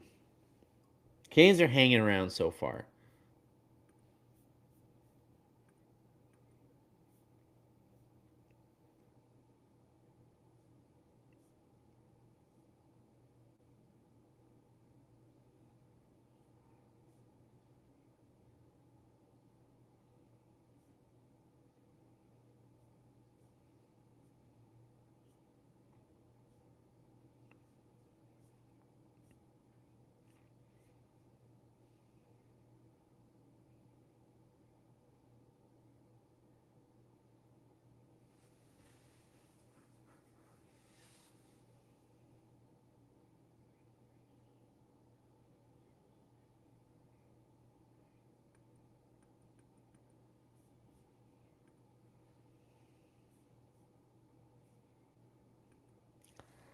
That's what natural stat trick says. I don't know what to tell you. It seems a bit strange, eh? But I will say those calculations are liable to change throughout the night. But that's where they're at right now, 5-4.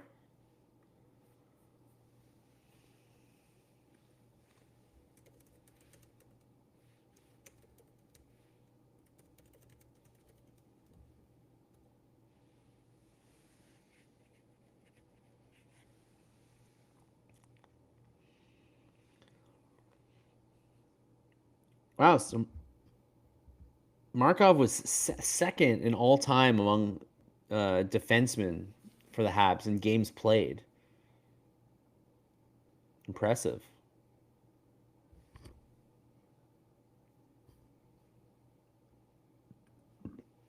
Caufield's on pace for 45 goals. He's also on pace for 90 points. Man, he and Suzuki are on a tear. Last season, Caufield started slow along with Nick, didn't he?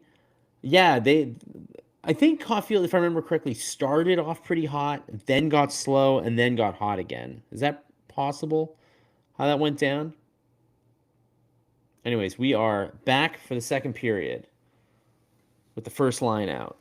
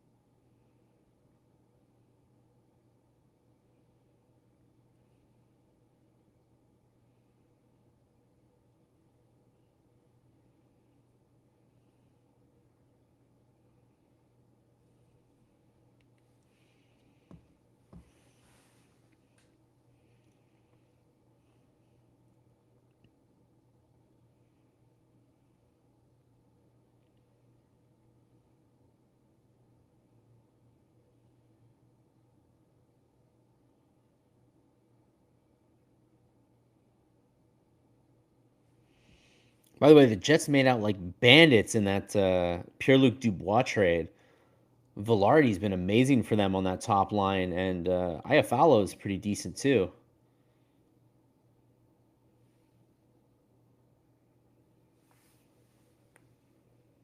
Caufield scored 10 in October. Yeah, exactly. That's why I was thinking. I was like, I think he started off hot, got cold, and then got hot again. Ah, Texier in the slot ripped one wide. Nice shot, though.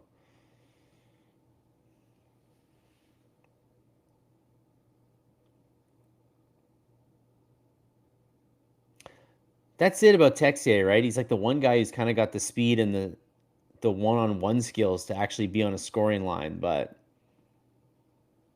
does he have the game? He hasn't had the game so far in his career.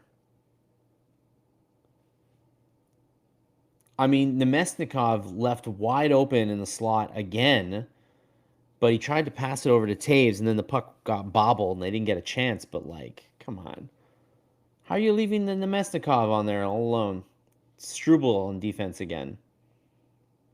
We got to figure that out, that pairing.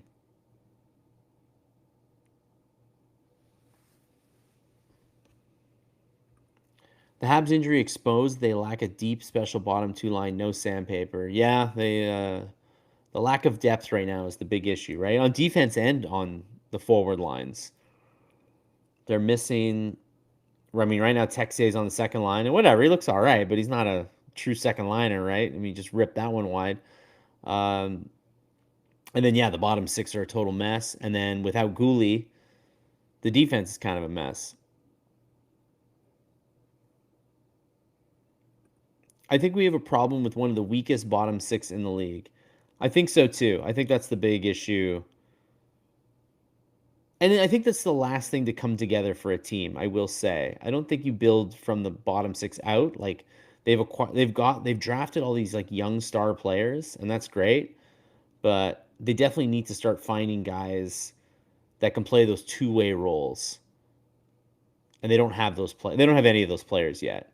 And you have to keep in mind that by the time I think the Canadiens are going to be true contenders, the Gallagher and Anderson contracts will be up. So you won't have them on the bottom two either. So they're going to need to like totally rebuild the bottom six at some point.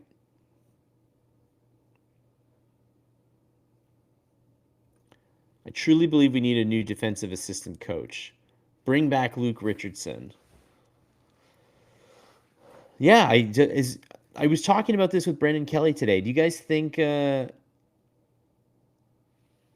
Stefan Robidas getting enough scrutiny for how the defense is playing? How much of this is on him? I feel like we talk a lot about Marty.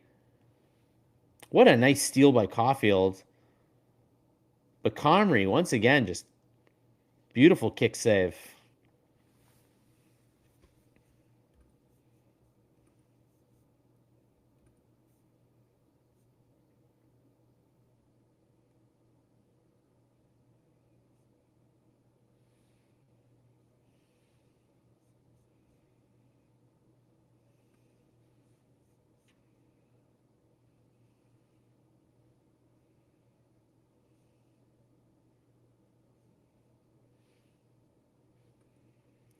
$6 million a year for Jake Evans? Holy, I don't remember that. I remember the when we got the 2.5, or was it 2 point? It's getting 2.5 or 2.75.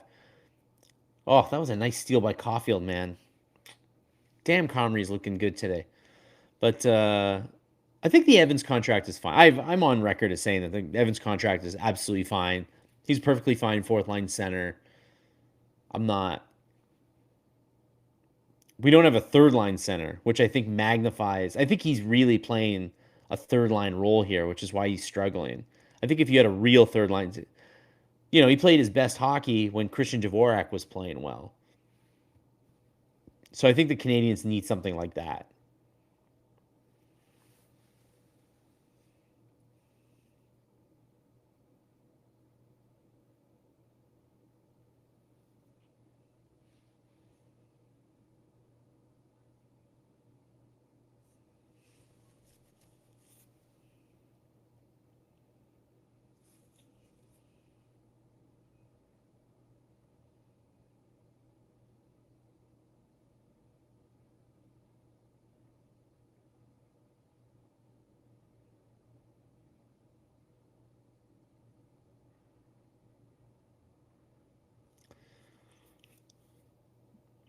Yeah, and Veleno tried hard to not be offside on that play. Bolduc would have had a great scoring chance, but couldn't get out fast enough.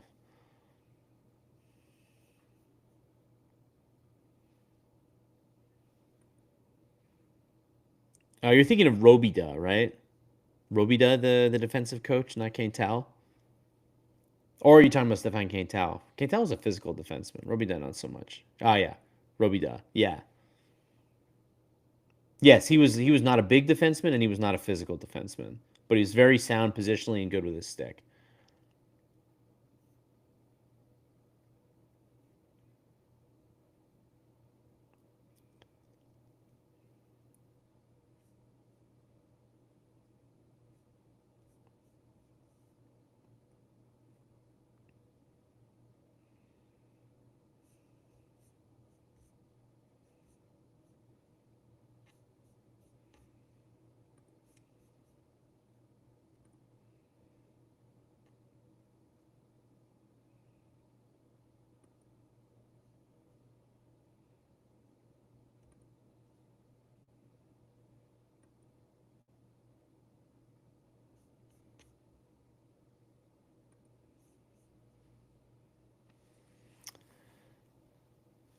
Man, Suzuki saved a goal there.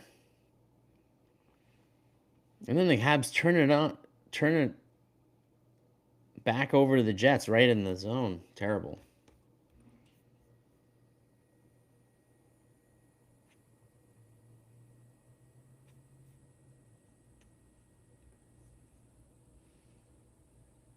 What a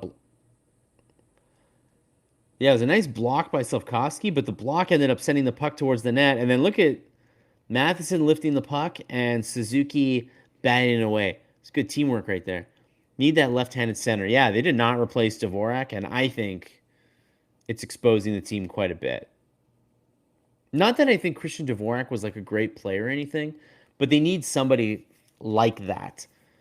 I think they hoped that Veleno could kind of come in and do some of that role, but I think they need someone a little more full time and somebody who can score. I think Veleno and Evans, even if those guys can kill penalties and win faceoffs, it's too much of an offensive black hole for the bottom six to bear. No, they desperately need Veleno right now, especially with Doc and Newhook out, who could kind of pick it at center a little bit.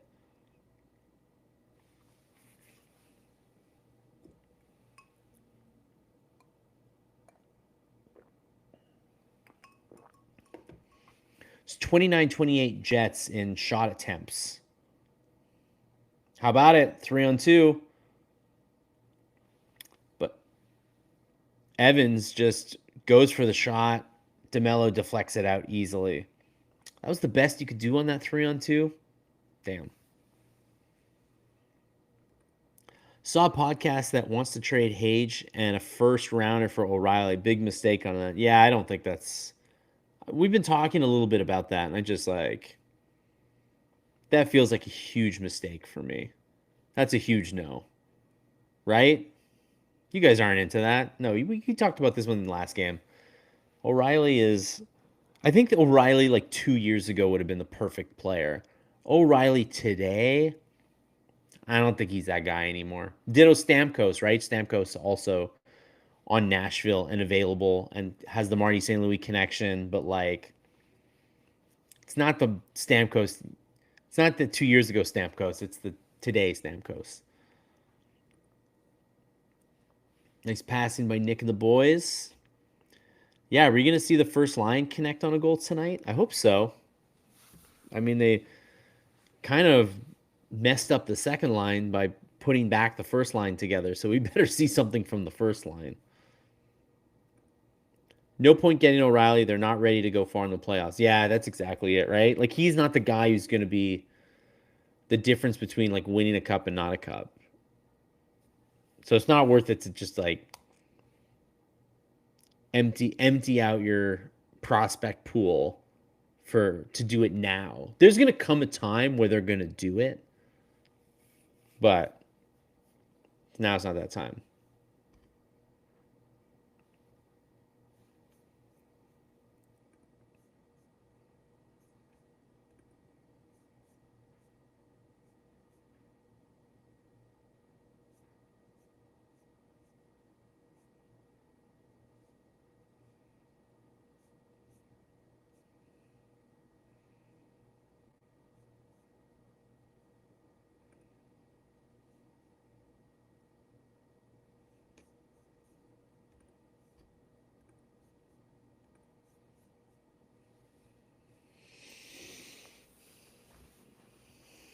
All right, third line again, taking the face off in the offensive zone.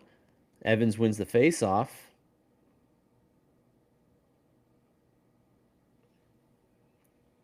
Hudson trying to make something happen, but oh, nice turnover.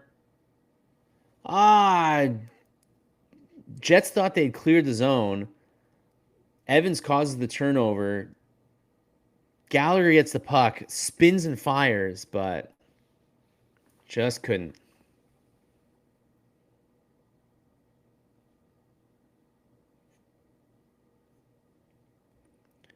O'Reilly is 500 years old. Why would anyone give up anything for that guy? Stupid. Yeah. I think he'll be good on a contender though. I think like a team like Carolina or something would love to get him. But I don't think it's the right time. Yeah, if you're going for the cup and he's the missing piece, you like the chance, but the Habs are not they're not that team right now. They need like the next Ryan O'Reilly. They need to get a guy who's 25 years old who's going to be Riley in a couple of years. That was the podcast today. Which podcast? Not our podcast. A podcast.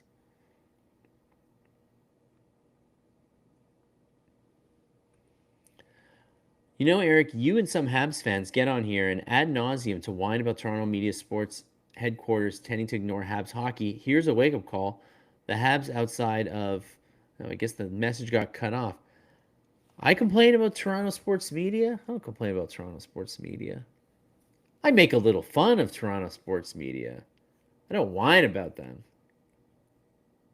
But I get what you're saying, Gary. The point that you're making is that nobody gives a crap about the Canadians outside of Quebec, so why would they be on the broadcast? And I understand that to an extent, but if you're showing the Jets Habs game as they were tonight, you should probably show the Andrei Markov intro and not have a panel that doesn't discuss it. Because theoretically, people who are watching it would want to watch it. Nice shot by Bolduc from the point. And Comrie makes a save. But it was a nice try by Bolduc. Podcasts need to get clicks, so they say lots of things, lol. Don't I know it? I am that guy too sometimes. I'll do and say whatever you want. Here, Gary, this is the point you were making, Gary, that the Habs outside the Quebec are relevant. I understand that. Like, I understand that there's a limited fandom outside of, Quebec. But again, if you're watching the Habs Jets, you're gonna want to watch the Markov ceremony. Why else would you be watching the game? You know what I mean? Would much rather O'Reilly than Crosby.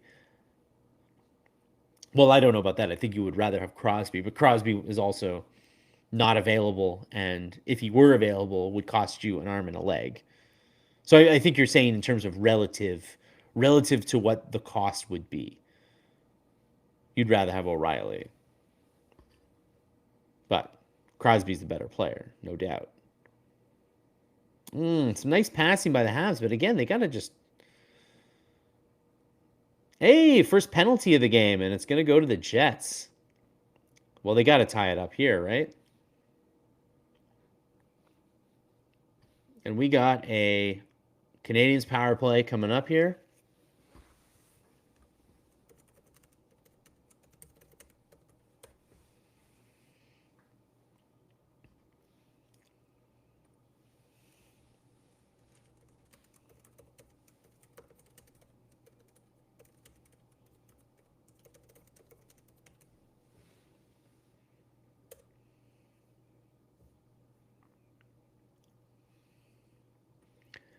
Also, the age gap, you get more years out of Riley. I'm not so sure about that. I think there's a better chance that Sidney Crosby is going to play to 43 years old than O'Reilly's going to play to 38. I don't know. I could be wrong, but Sidney Crosby just, I don't know. Maybe it's because he's just playing so good this year, right? That I just think he's never going to get old. But no, you're right. They do get old. They do get old. Remember when Hockey Night in Canada showed a Ty Domi ceremony instead of Boom Boom Jeffrey on jersey retirement? Hey, it's 1-0. Or sorry, 1-1.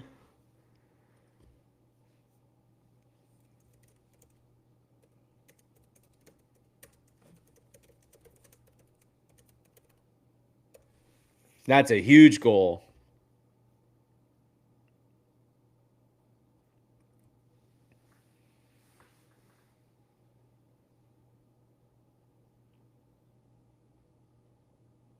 Just a really nice tic-tac-toe with Suzuki, down low to Caufield to Slav. Top line does it again, but on the power play.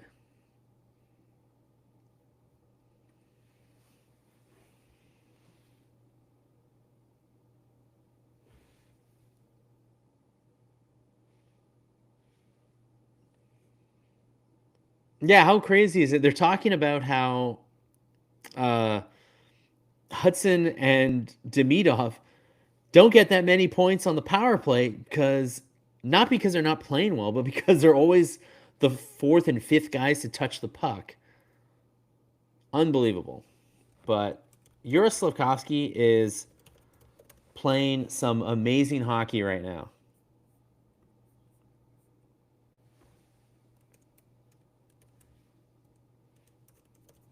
And Caufield is now up to 29 points on the season. And Suzuki has 31 points in 26 games. Unreal. I mean, we spend a lot of our days talking about the goaltending and the defense and the bottom six not being that good. And these things are all true. But I got to say, the top line is really, really, really exciting to watch.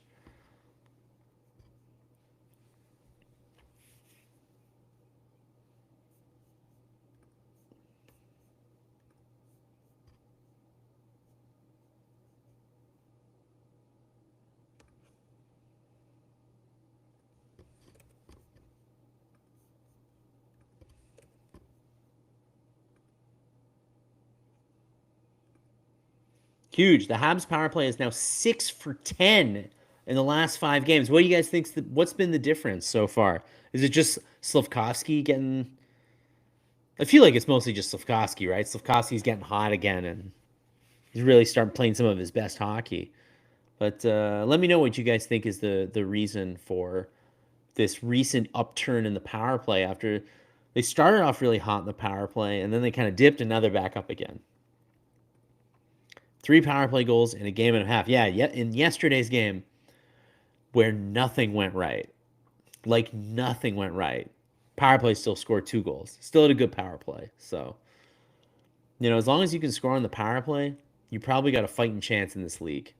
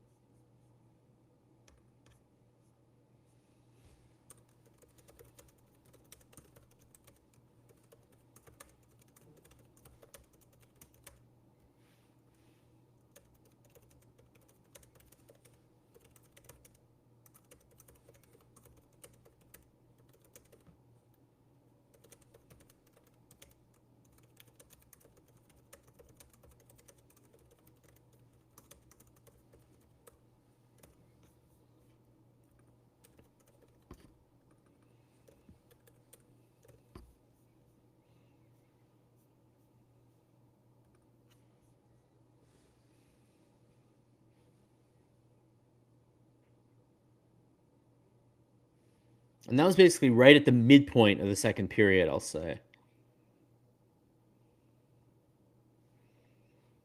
But the thing that unites both of those power play goals is Slafkovsky pretty much in front of the net in both cases.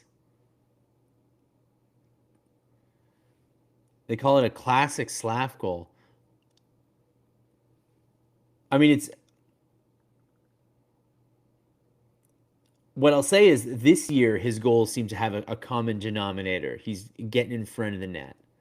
Oh my God, there are so many bodies in front, but the puck is not down, and the Jets can't find a hole. But the Jets get the puck back, and they get the puck at the point. Things are kind of back to normal after there was just a bunch of bodies in front.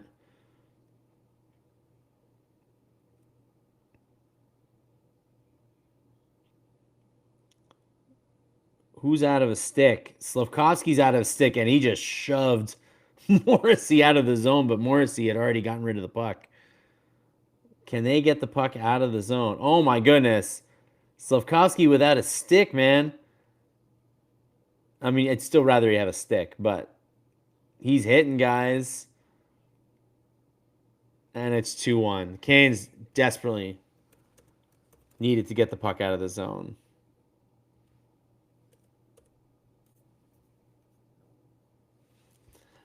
Habs were stuck in the zone for 2:30. Slafkovsky lost his stick and was hitting people left and right. But the Jets had their top line out, and they waited it out. And the Habs couldn't clear.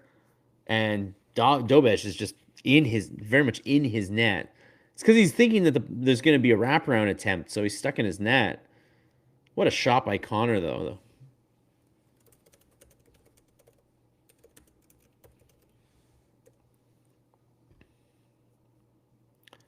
I will say, though, that Kyle Connor shot was pretty unbelievable.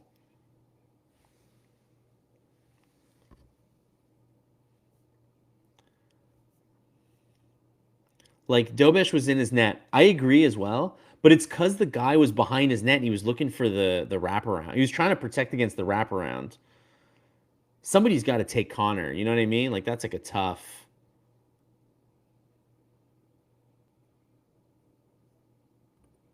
Dobesh should have had that, though. Yeah, I get what you're saying, but I don't know. I feel like he was playing for the wraparound, maybe overcommitting a little too much, but somebody's got to have his back, though.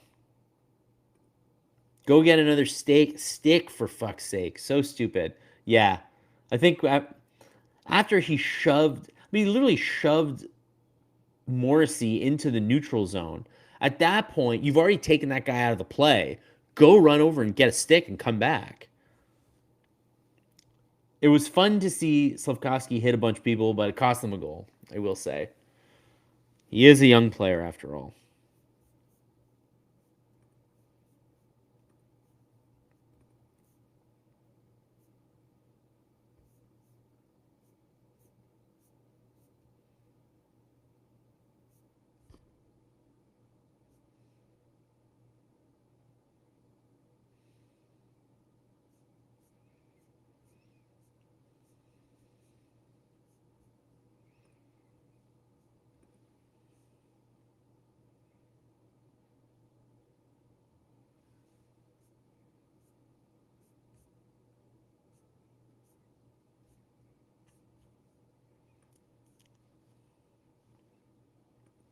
I mean, Dobesh, the good thing about Dobesh is he's always quick to cover up the puck, which they definitely need, I think, after Montembeau's last game where he was just like not able to cover up the puck.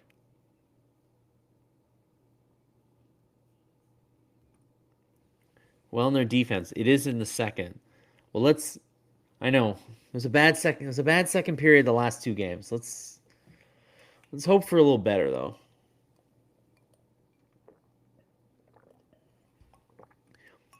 They can't allow the Jets to score another, or it's game over. Yeah, you don't want to go down through. Comrie's playing really well tonight. You don't want to go down 3-1 to Eric Comrie.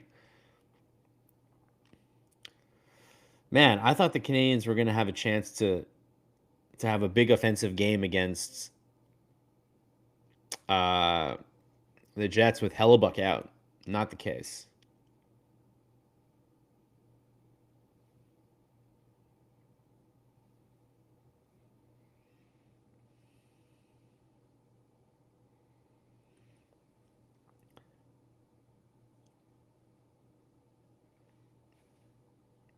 Hey.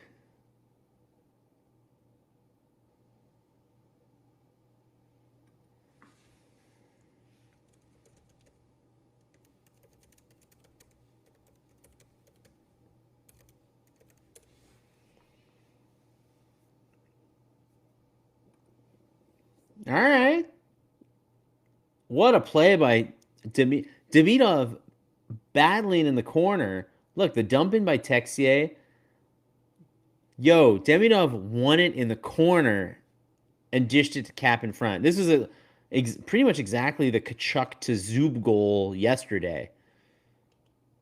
How about it? 2-0. 2-2. I like it. Wasn't that a great pass by Demidov? And yo, he physically won the battle in the corner. I don't think I expected him to be like, I don't feel like Demidov gets pushed around. I feel like Demidov, in addition to just having incredible moves, physically also doesn't seem intimidated by the league so far. Cappy scoring makes me happy. Happy Cappy.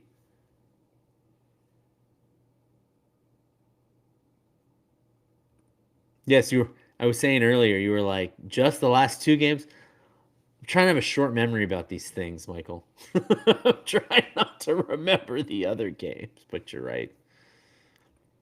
Wins the battle in the corner and makes the perfect pass.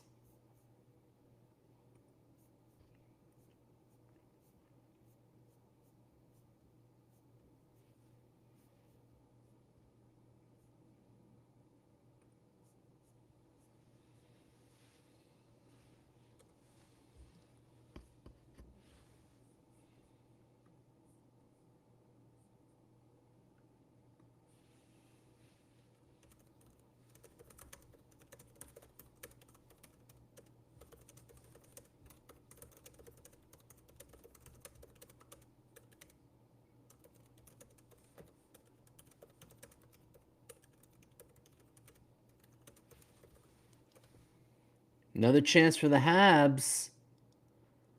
Oh, Slavkovsky had to get that pass through two defensemen, but he definitely wanted to feed Caufield back door right there. And hey, the Jets needed to ice that puck to stay alive here. So the Canadiens are going to get another chance.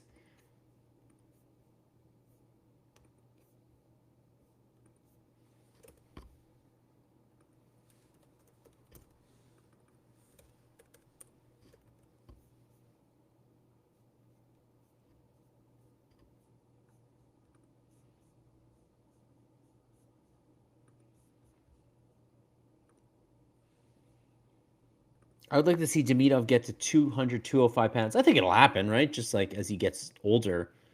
He's still young. So I do think he'll reach about 200 at his best.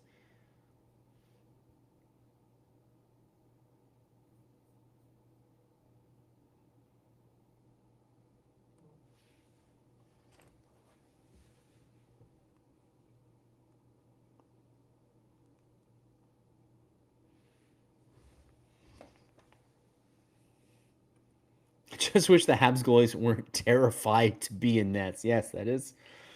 You would think that if your chosen profession was to be a goalie, that you would happily be in nets. But right now they look a little shell shocked.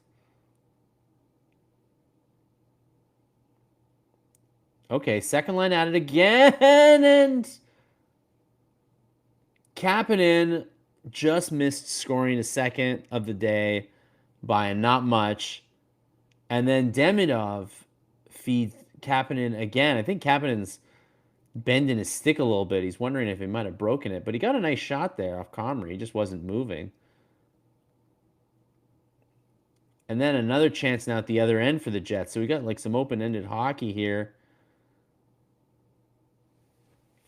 And then Dobish aggressively trying to play that Taves chance. Caufield driving the net. Now it's the top line back on. Nice turnover to Slavkovsky at center ice. Caufield says Slavkovsky's able to get it deep again.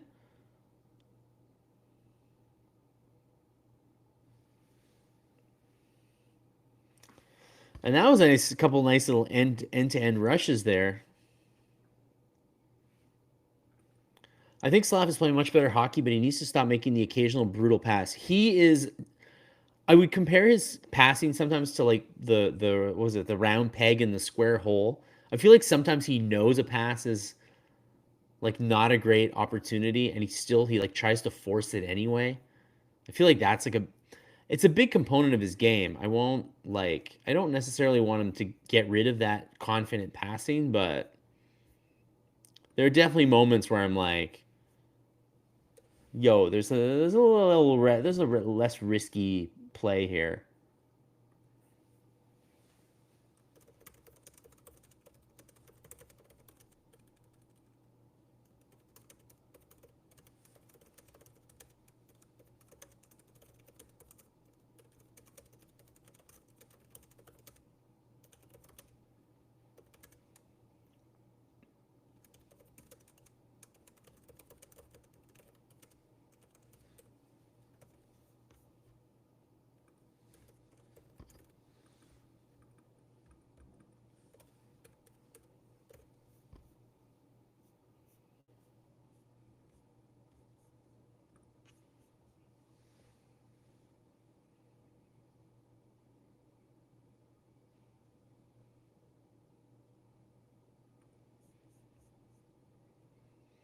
Is it just me, or is Marty actually playing his first two lines more? Yeah, that is pretty much what he's doing here. I think he has maybe given up on his bottom lines at this point. I mean, I'm sure we'll still see a lot of that Evans line. He'll never shake that addiction.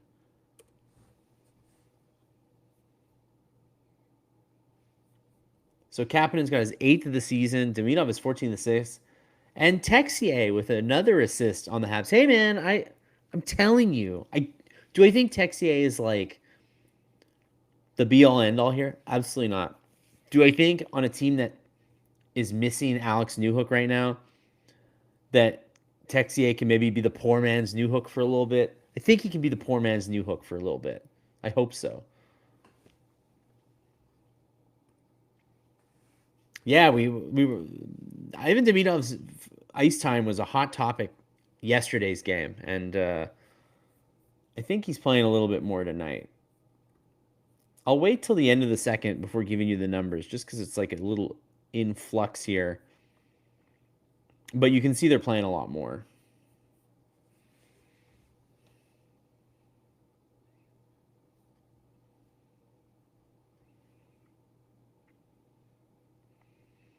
That's 3 games with a goal in a row for Kyle Connor. Nothing new for him. That guy likes to score, and he's very good at it.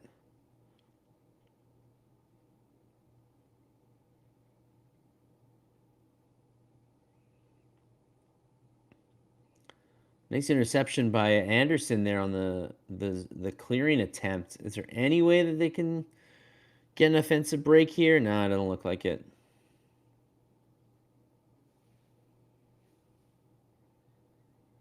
There we go. How about a 3-on-2? Demidov trying to find Kapanen. Or sorry, it was Kapanen. Demidov did find Kapanen, and then Kapanen tried to pass it to Texier, but he kind of forced it a little bit, and then Winnipeg got it. That was a good try, though. All Texier needs to do is win battles and makes decent plays. Yeah, which I think has been the hard part of his career thus far. I think what's kept him, because I think nobody questions that he's a good skater and he's got good one-on-one skills, and he's not so small. It's just the some of the hardworking elements of his game he hasn't quite figured it out. Yep, Connor's a goal scorer. That's the kind of amazing commentary you get from me.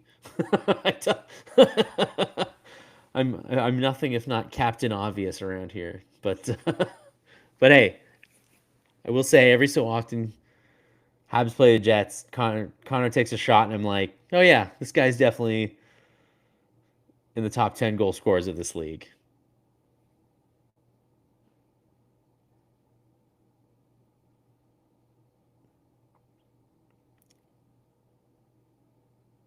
Ooh.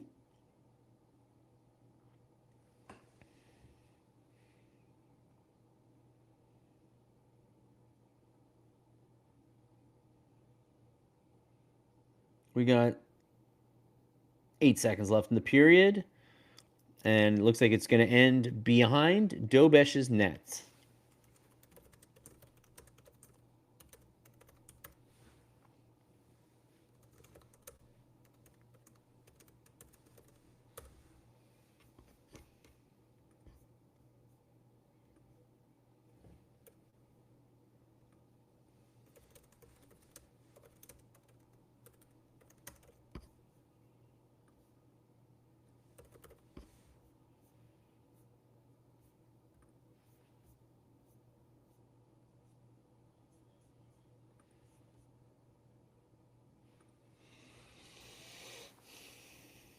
So they were outshot. The Jets did outshoot the Habs 12-8 that period after it being even 11-11 in the first.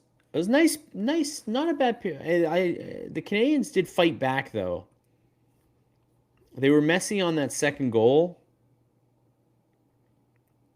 but I do think that they came back, and this has so far not been a repeat of last night. Thank goodness.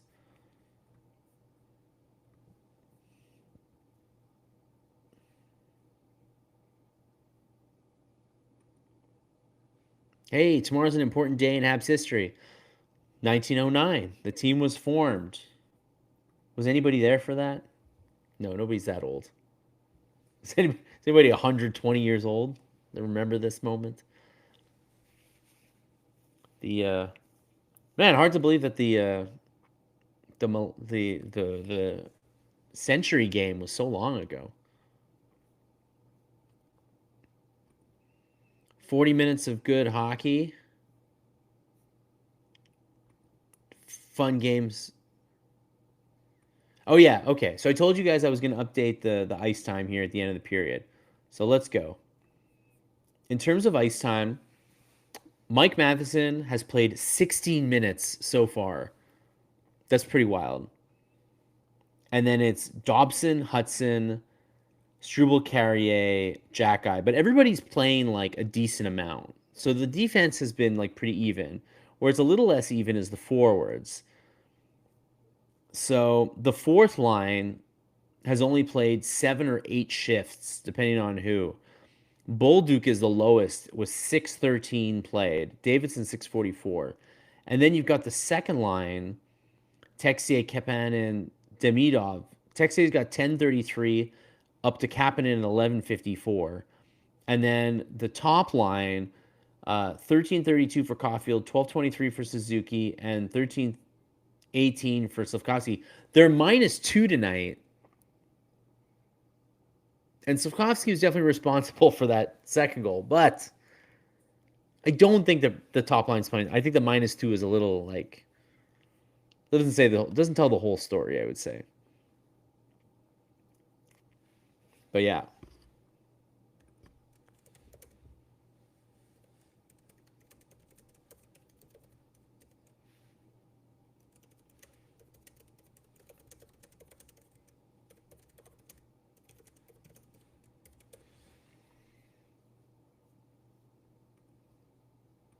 All right. Here's my question for you. Only 6.13 for Zachary Bolduc. Does he deserve to be in Marty's doghouse right now? Let me know.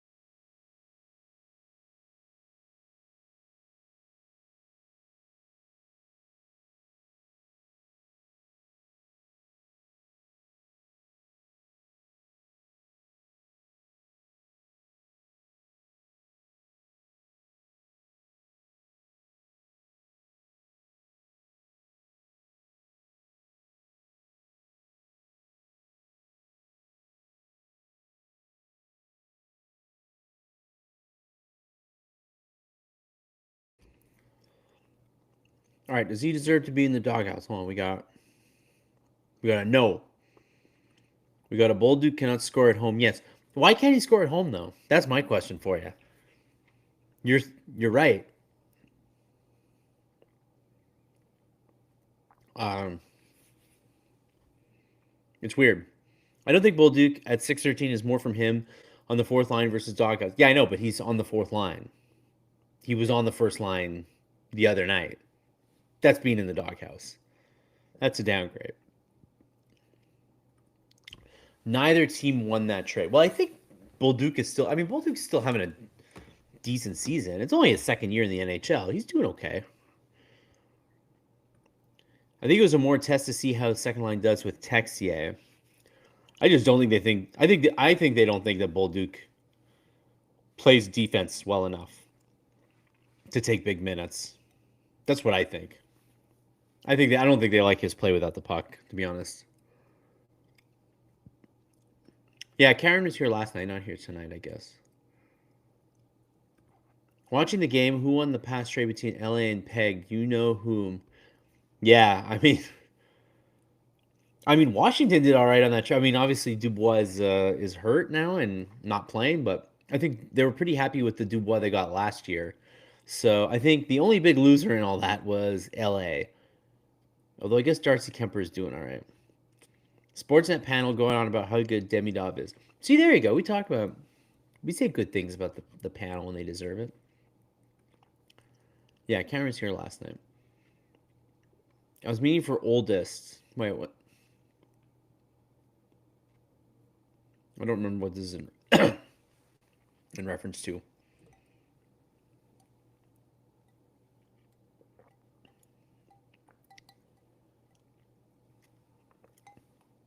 Bolduc has all 6 of his goals on the road.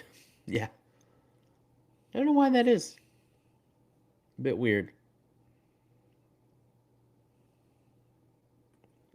Didn't Winnipeg get Vilardi in that trade for Pierre-Luc Dubois? They sure did. They did. It was Iafallo and Vilardi for Dubois. Vilardi's been amazing for them. And they re-signed him too, right? Like he's locked in for a long time. You know, for all the talk about Winnipeg being not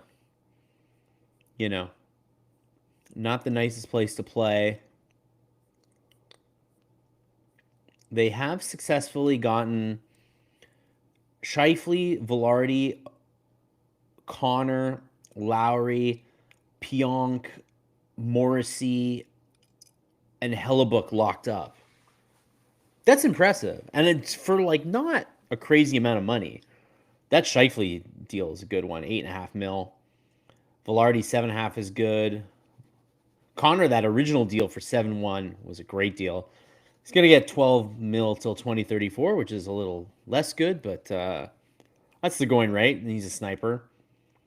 So I other than of course that playoff matchup and what happened to Evans and all that, I don't like Winnipeg for that. But otherwise, I have a soft spot for the Jets just because I know that they don't have Winnipeg's not a great market for attracting players, and I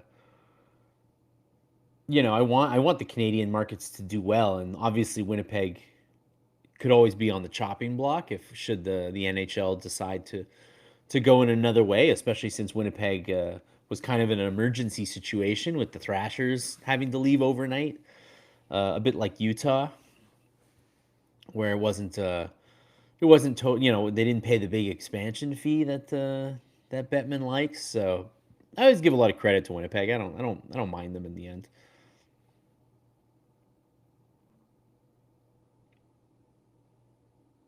And honestly, I always think that they're not playing that well, but I always have a weird feeling that if let's say Laine comes back and he plays okay, and the Jets need to do something for the deadline, I could see them potentially being interested in Laine back, and vice versa. As weird as that sounds. There you go. Darcy Kemper is doing well for LA, so they're not doing terrible. Okay, there you go. I can't say that I love the makeup of that LA team, but they've got Fiala and Kempe, so they're not hopeless. But Evans playing a little more this game compared to last game. Last game they really bottomed out and spent third period glued to the bench.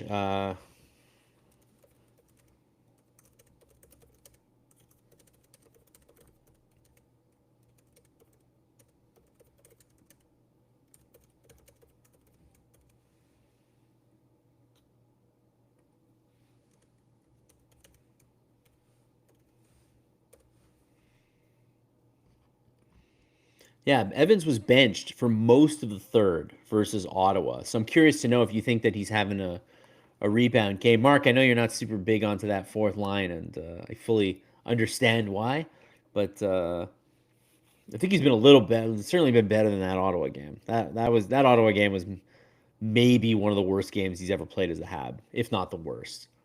Certainly the worst game he's played as a Hab since he's developed more responsibilities, and he's not just the fourth line center.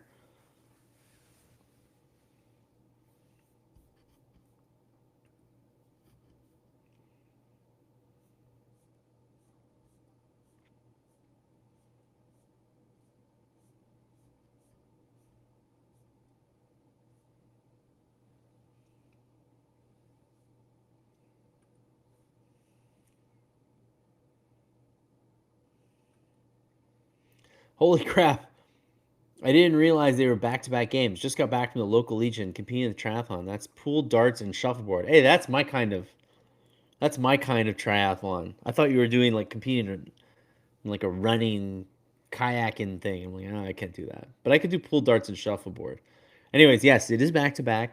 And then also this weekend is back-to-back games. It's they play Toronto on Saturday and St. Louis on Sunday, both at 7 o'clock start time. So do put that in your calendar now. Oh, we've got an answer here. Is Evans having a rebound game? Steven, you say no. So you don't think he's playing much better than he did on compared to last night. Fair enough.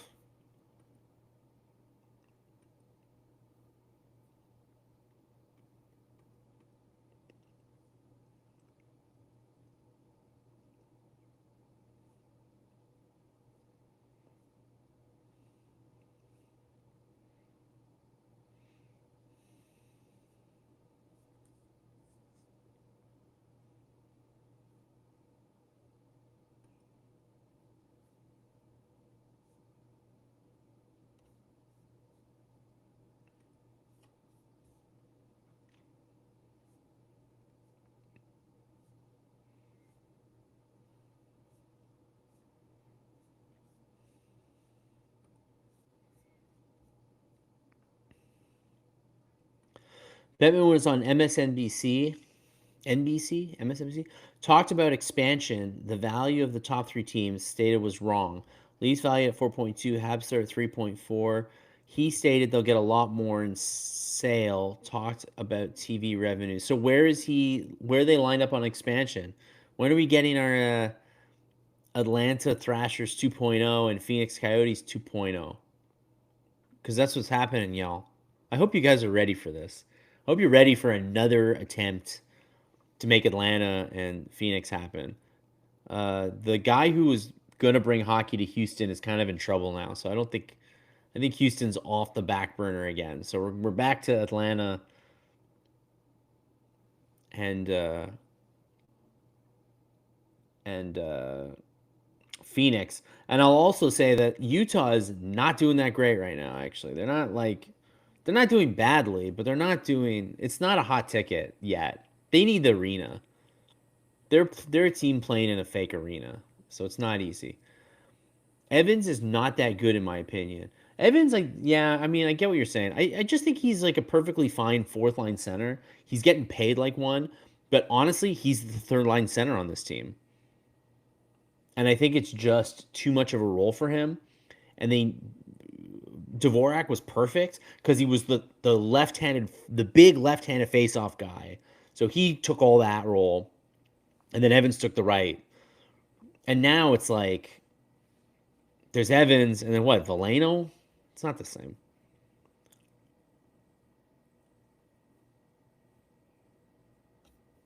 Well, at least we're tied up. Yes. No, it's been a better game so far for sure. This is not the Ottawa game. How does Atlanta get 3 chances and Quebec can't? Because Atlanta's got money and population and a big market, and Quebec is tiny and Canadian and the Canadian dollar. That's why. Atlanta is one of the big metropolises of America. So they are going to get a million chances to get it right.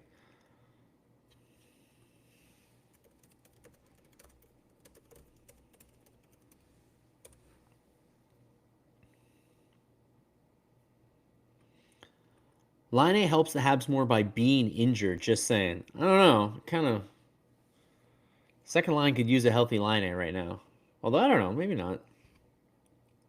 I get you. He's not like a great fit for the team. Anyways, back for the third period.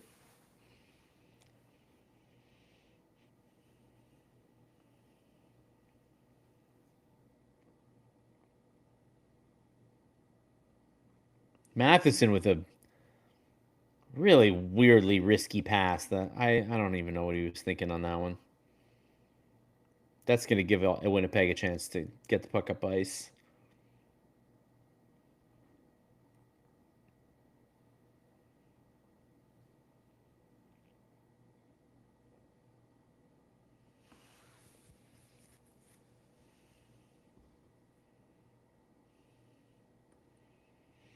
I think there should be a second team in Toronto, but there won't be because the Leafs are going to fight it, and the NHL is the other owners are not going to want like you know what I mean? Like they're not they wouldn't want a team to encroach in their market, so they're going to just not allow it to happen. Also, I think arguably Buffalo is the second Toronto team. They have failed Atlanta twice, but I think the way they see the Thrashers was that it failed because the Atlanta Spirit owners who own the team, they all fought with each other and they all hated each other. So I think they believe that a dedicated hockey owner with their own arena, because they wouldn't play where the Hawks play, they would build their own arena, uh, would work more. That's their logic. I read once when Hamilton was being talked about as a team, it wasn't the Leafs who blocked them, it was Buffalo. That would not shock me at all. And Buffalo would do it again.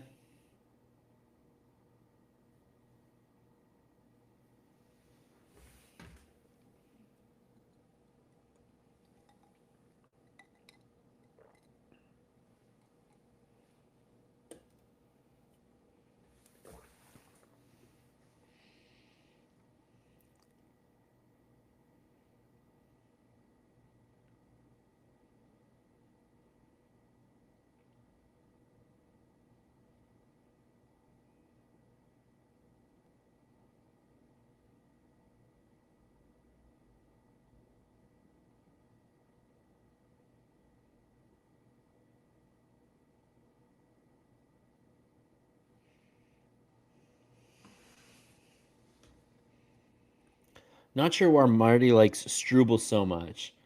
Because I think he's low event hockey. I think he likes. I think he thinks that Jack Guy takes a few too many chances getting out of position, making hits, where Struble just doesn't get out of position as much. And I think he just likes that Struble doesn't rock the boat too much. But I don't know. I feel like he's still too passive.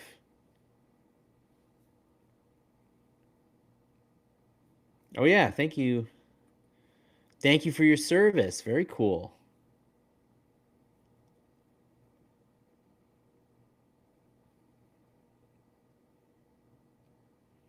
We got a high stick. Perfetti was high stick. He's trying to make that. Trying to make it bleed. It's not bleeding though.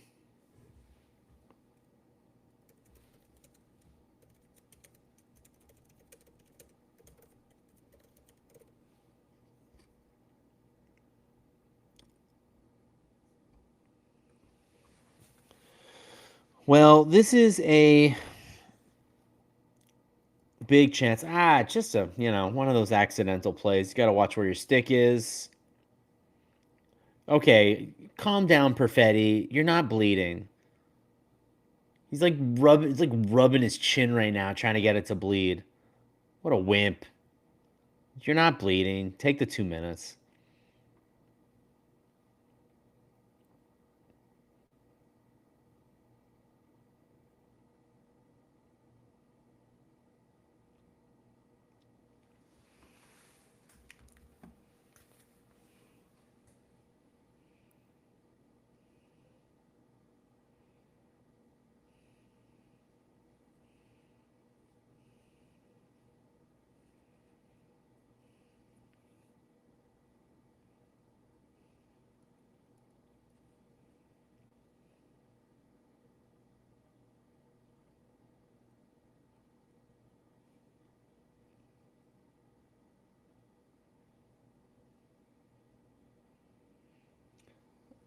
I mean, nice block by Matheson on Iafallo in the doorstep.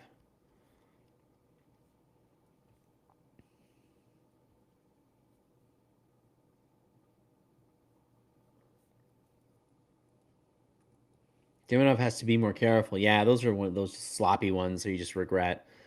We need a Paul Byron type shorty. We need a Paul Byron type.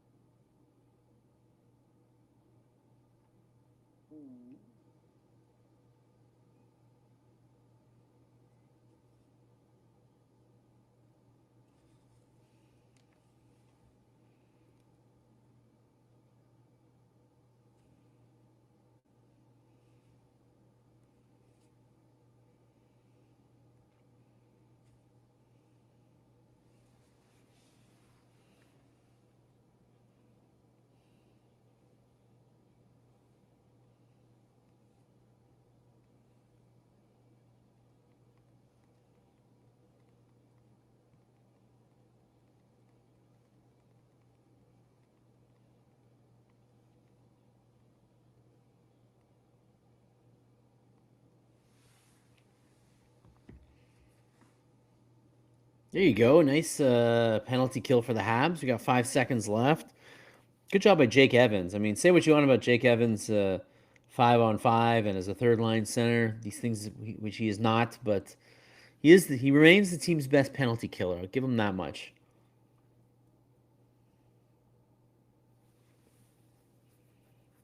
2.5 mil to kill penalties is not a bad way for the Habs to spend their money, I'd say.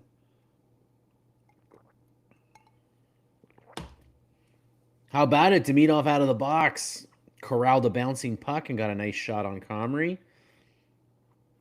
Coming down the left side.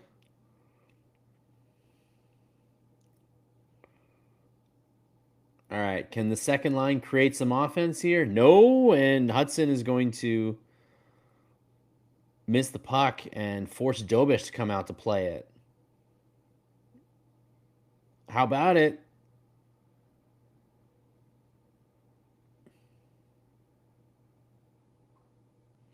Nice try, Veleno coming down the wing.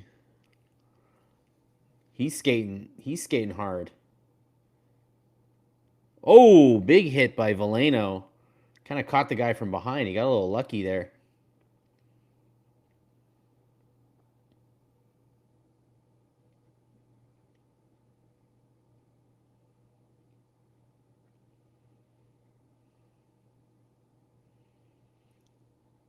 Veleno, I think, is. I mean, no, we checked it out last game. He is one of the leaders on hits on the team. I think it's just kind of like a completing his checks kind of thing. Comes in with a lot of speed. Trying to get some traffic in front of Comrie, but Comrie is just really good. Really good at covering up the puck right now. That was a very little slick little pass from Texier. He's been all right. Hey, he's been all right so far. He's not the reason for anything right now. Can't the second lines look good tonight. I think he's definitely warranted another chance in the top 6 on Saturday against the Leafs. Is he a guy who is going to win a position, like lock down a top 6 position? Absolutely not. But you know what? If he can play decently on the top 6 while there are all these injuries, and when the guys come back, he goes down to the middle 6. More of a third line guy. He can definitely win out a spot in this lineup. There's definitely room.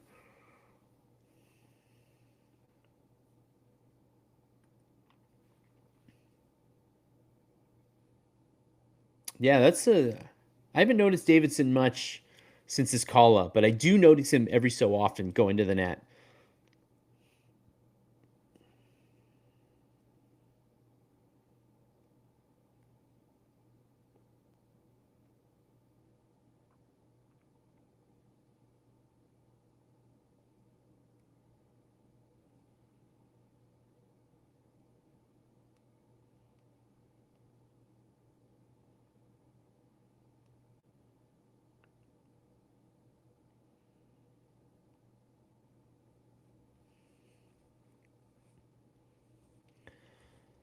Who's going to start in Nets versus Toronto? What do you guys think? You saw Dobesh tonight. You saw Montembeau on Tuesday night. Who are you putting in? I name you Canadians coach. You guys tell me who you putting in on Saturday, based on all the information you've got right now.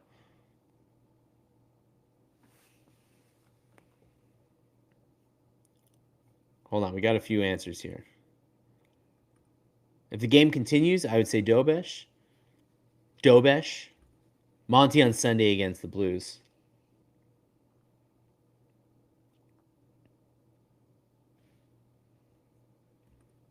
Got another vote for Dobesh. Another vote for Dobesh. All right. We're aligned here. Zero confidence in Monty right now. Honestly, I think we're at the point with Montembeau where, I mean, can you just like, I'm sure he's got some sort of nick or bruise that can warrant putting him on the injury list for a little bit. Call up Kakinen, play Kakinen a couple days, and give Montembeau a reset here because playing is not helping him. He's not playing his way out of this. I think he needs a couple weeks off to just like practice. Besides, the way he's playing so badly, there must be something physically up with him, right?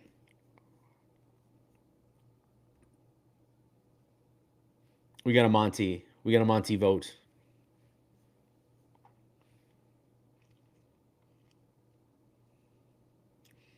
It's 2-2. Winnipeg, Montreal. 12:22 left. Shots are 24-23 Winnipeg. That's how even this game is. This game has really been a 50-50 battle.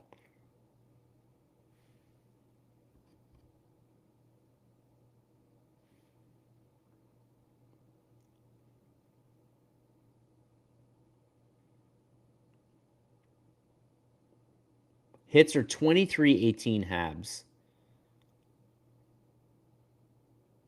50-48 shot attempts for the Jets. That's how tight this game is. Start the better goalie in St. Louis. I think the game is here, actually. I think the game is in Montreal, no? Oh, what a save by Dobesh. Salamonson got 2 chances to jump in the rush and try to get that rebound, and Dobesh didn't play that textbook style, but hey, he got his body in there. He'll take it. Yeah, it was Taves who did the wraparound, and then Solomonson jumped into the play and got the rebound. Will Florian be in the lineup Saturday or will Davidson? And then Ryan, you think Florian? I don't know, actually. We'll see what I think Davidson played pretty well tonight. It's a good question.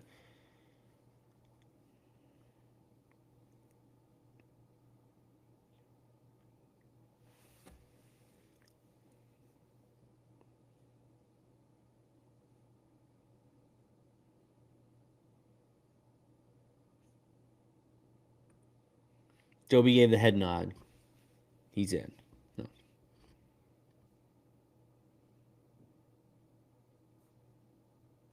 Your feed's 3-4. Manny, we've come to realize that everybody's feeds are all over the place. We've talked about how lovely it was when everybody was on radio, and radio, everybody was live on radio, right? Everybody got the same thing on radio. In terms of now in this digital world we live in, I find the Sportsnet feeds are a little behind the RDS feed. If you can get the RDS feed, I think you get the most up-to-date feed. And then Sportsnet's a little behind. And I think we established the last Saturday that the CBC feed is pretty good too. I think this Saturday I might try the CBC Gem feed.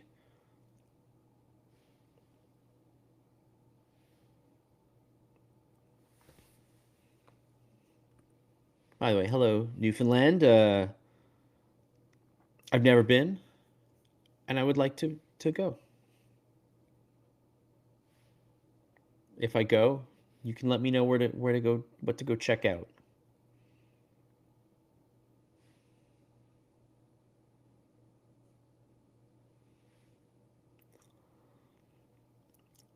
Come on, Habs got it clear now.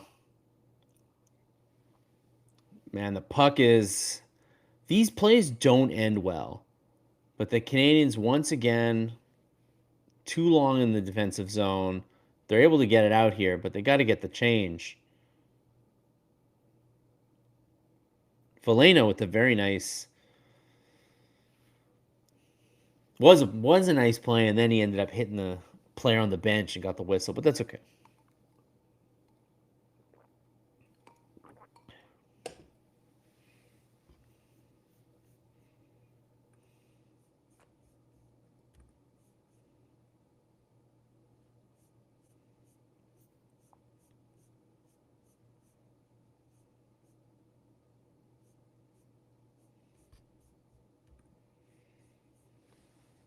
All right, here's the breakdown of the third period so far. So it's God, this game's even. So we're basically just past the halfway mark of the second period.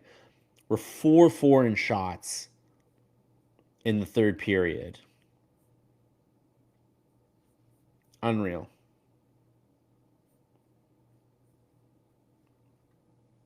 This game might come down to the last shot.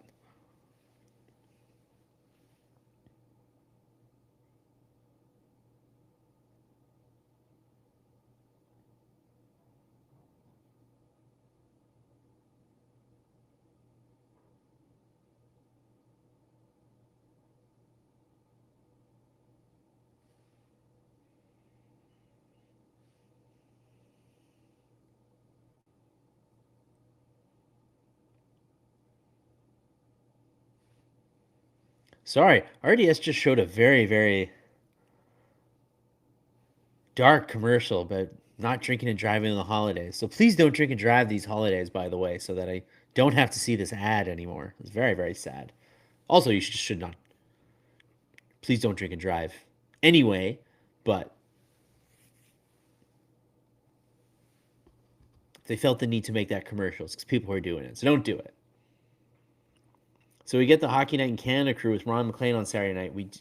We sure do, as it is a Leafs Habs matchup. So obviously it's going to be on Sportsnet Maine and CBC and the whole 9 yards. Josh from Habs Digest is from Newfoundland. I mean, Newfoundland is big on the Habs, right? Or I guess they're pretty all over the place with their hockey fandom. But I know they've got some Montreal fans, some Toronto fans. Gotta love Alex Newhook. Gotta be a Newhook fan. Terry Ryan fan.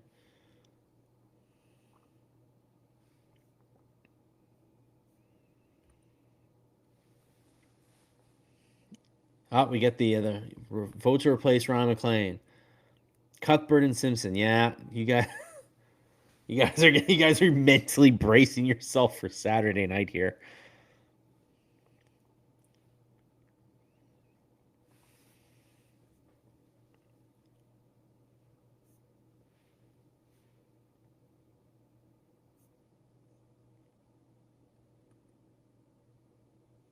Oh, there you go. Newfoundland is 50-50 Leafs Habs. Well, there you go. And I guess you're in the 50 Habs category. Otherwise, you would not be here. You would be checking out a Toronto live stream instead. Man, this game has slowed to a crawl. 9-11 left. Still 2-2. Shots 26-24 Winnipeg. Shots are still even this period. Well, it's 5-4 Montreal now, but oh man alive. There's not an inch to be had on either side.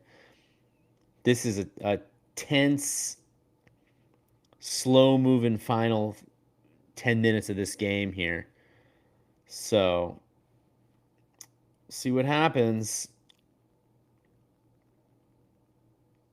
It'll be interesting to see if the Canadiens try to take some chances or if they just try to get this thing to overtime. I'm not so sure you want to get this to overtime. I don't know if you necessarily want to go up against Scheifele and Morrissey, Scheifele, and Connor.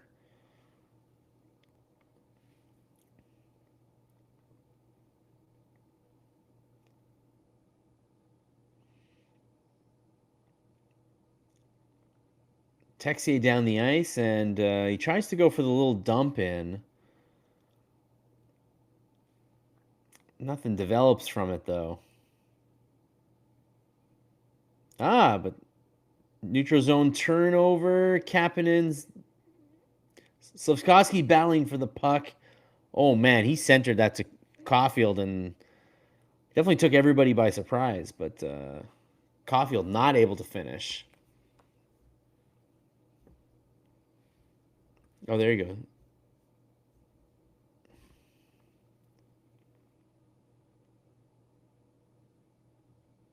Slavkovsky is behind the net with Suzuki. Dobson with a nice shot through traffic, but man, Comrie just saw it. He didn't budge at all. He knew exactly where that puck was going. But what a great drop back to Slavkovsky. Slavkovsky overpowers two guys and then centered it back to Caufield. And it hit the posts. It either hit the post or it hit the tip of Comrie's skate. Either way, this was an inch. The puck was an inch away from being 3-2 Habs. Man.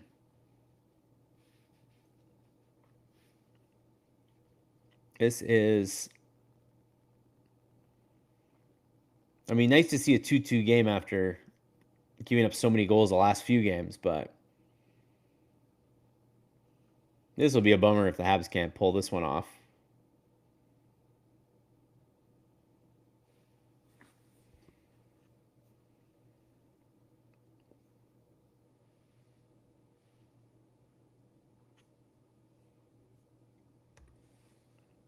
Thanks for joining, Michael. I guess you'll find the results. If you're not watching the game anymore, I guess you'll find the results. Check out About Last Night tomorrow. First thing in the morning.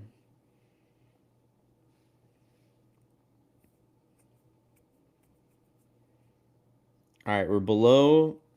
Oh, you're watching us in the other room. Well, good luck in the other room then. Oh, man, Slavkovsky breaks the D. And then once again, he's in the corner where he does a lot of damage.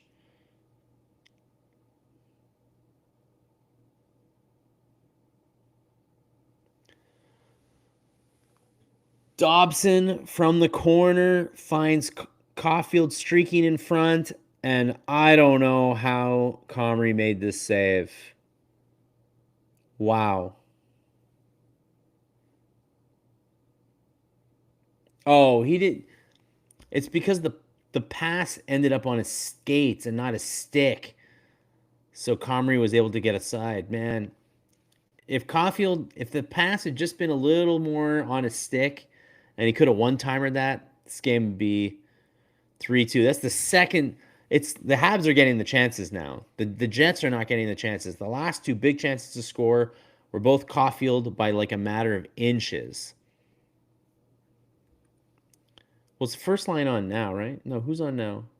Now it's the second line. I feel like it's been mostly first second line, Mark. It hasn't been too much. We haven't seen too much of the bottom six.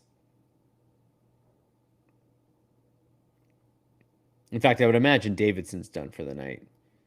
Davidson Bolduc line.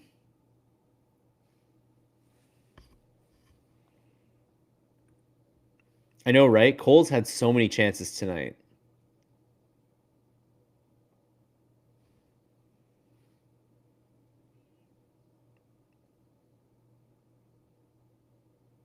Hey, that was a pretty worrisome zone entry by the Jets, but Hudson played that real nice and it's back down the ice again. And now the second line.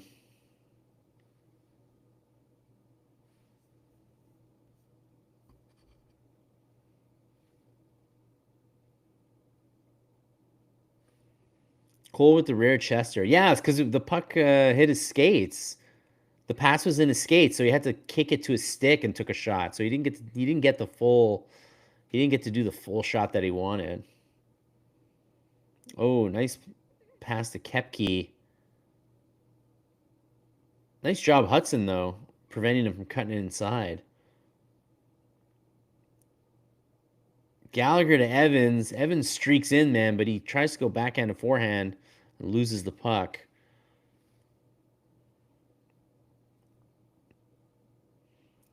We got less than 5 minutes to play. Still 2-2. Shots 27-25 Winnipeg. This game is still razor thin.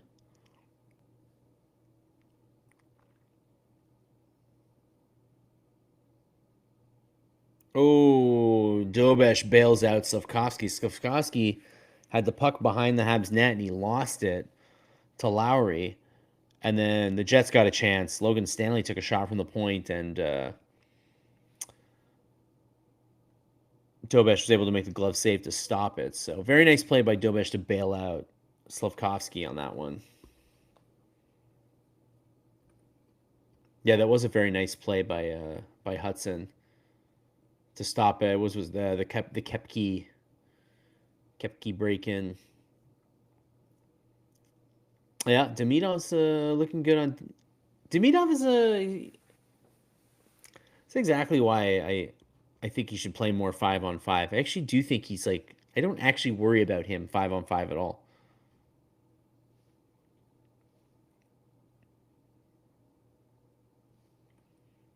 Evans is horrible. How do you feel about Mark? How do you feel about Veleno?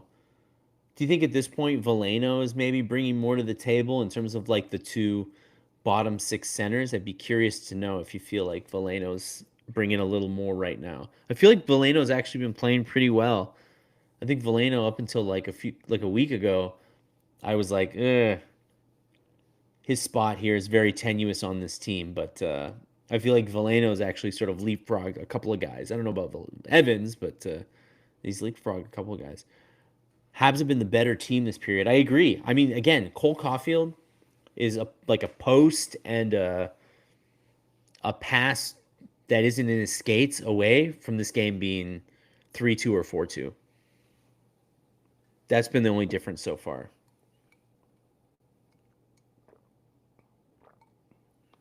26 saves for Dobesh. Exactly what they needed right now. Marty's rolling three lines right now. Yeah, I mean, how much? Veleno's played 9 minutes. Bolduc's played 7:54. Davidson's played 8. Man, Evans is up to 15 minutes tonight. He's trusting them tonight.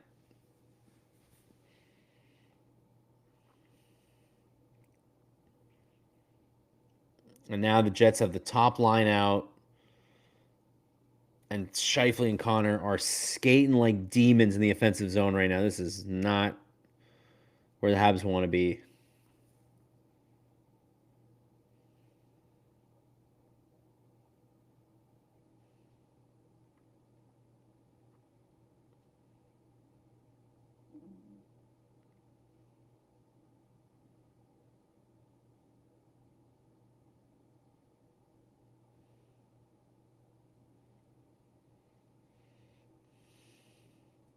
Caufield had a chance to intercept the puck there at the offensive zone blue line, and then puck hopped over his stick, and now Velarde's got the puck behind the Montreal net.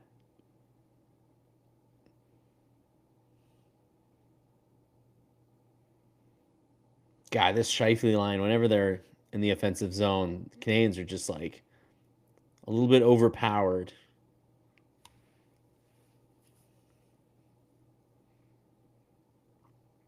We got 3:14 to go.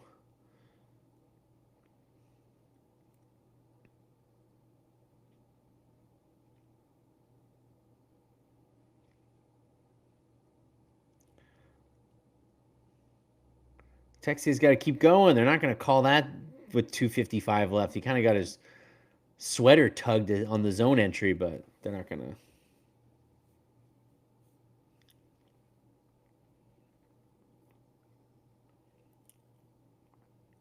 I mean, Texier has been doing the classic dump-ins tonight. He actually had to go. He had to go fight that one himself. Hey, come on, get him the puck. He's down low.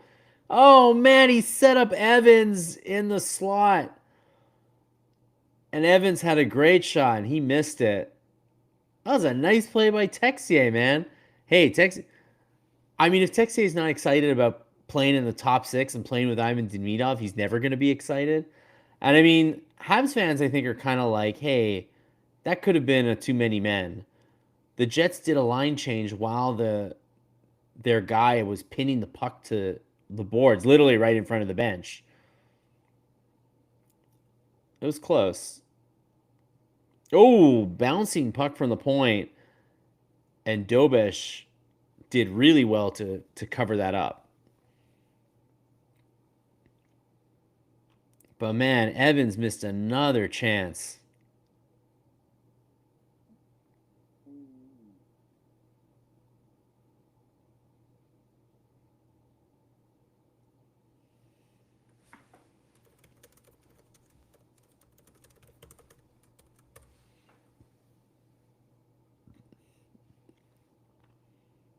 Yeah, how about Texier tonight? I think he's been all right. Do I think this guy's long for this lineup in the top six? Absolutely not. But I think as a fill-in guy, Evans must have incriminating photos of Marty St. Louis. Yeah, I'm surprised he went back to the Evans well so hard tonight after how badly Evans played last night.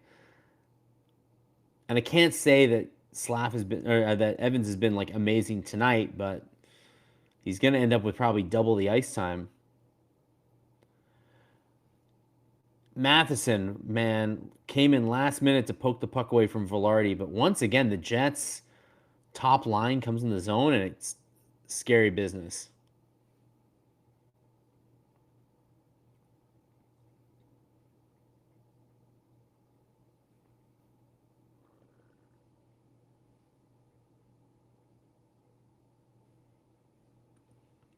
Yeah, hope Texier can keep it up. Bolduc had the same opportunity. No, that's true. It's a bit of a carousel right now. How about it? Demidov set up Texier, but the puck just kind of missed, was just a little bit behind him. Oh, Hudson with the head fake. Trying to beat Comrie from a tight angle, but Texier's in front again. Slav is in the top 10 NHL defense. So here's the thing. Slavkovsky because you said it here. He's a defensive liability. He is actually like rated, like Manny's correct. Slav is rated very highly, and probably is top 10 in terms of defensive stats. But I will say his decision making, like for the most part, he's good. When he does something bad, it is usually a decision making error.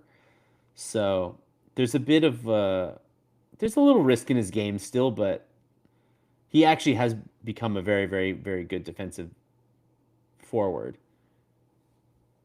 Yeah. In fact, the Cole Nick line suffered a lot when Bolduc came on, defend on the defensive side of things.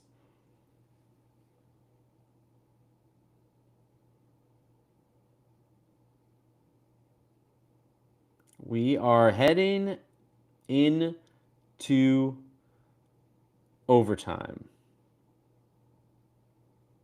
There you go.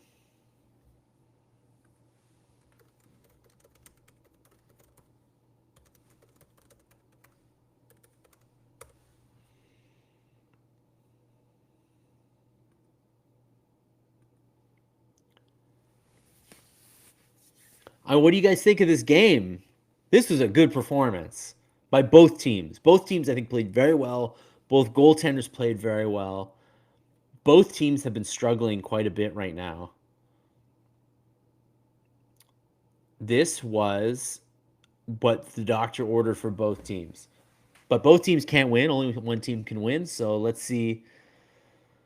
I don't feel great about going up against Connor, Scheifele, Morrissey in 3-on-3 overtime. I feel like those guys will be very good. But hey, Canadians have been good on the 3-on-3. They got to keep it up.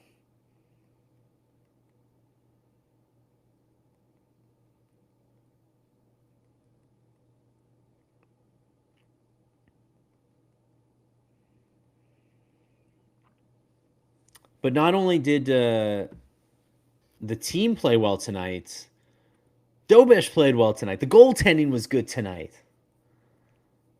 Dobesh ended up with 28 saves in regulation.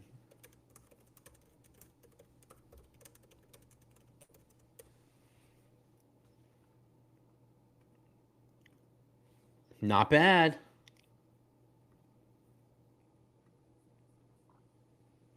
So the Canadiens are 5-1 in overtime and then 0-2 in the shootout. So they don't want to get to the shootout, as you guys know.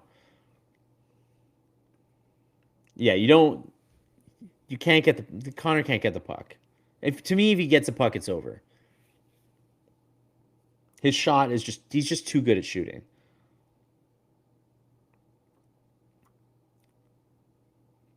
But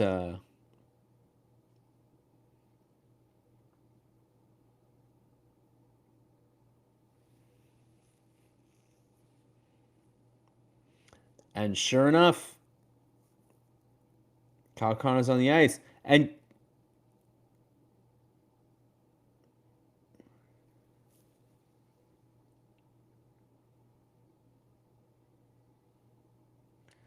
well, they have Veleno out for the face-off, and they didn't put Caufield on, and now the puck is in. Now Winnipeg gets the puck, so not a great, not a great move necessarily. Veleno's not like that much of a face-off genius.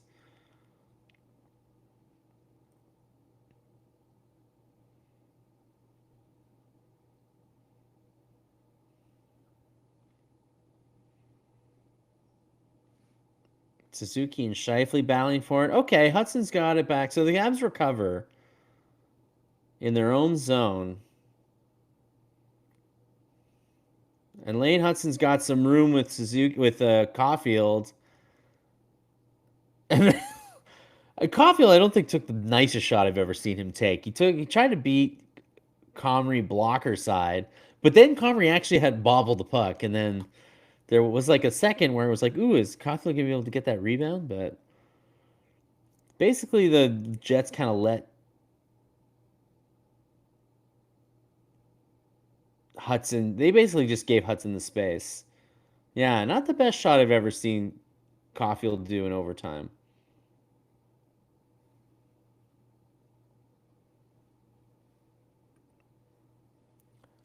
Look at man, it's hard to believe Kapanen's a rookie, eh?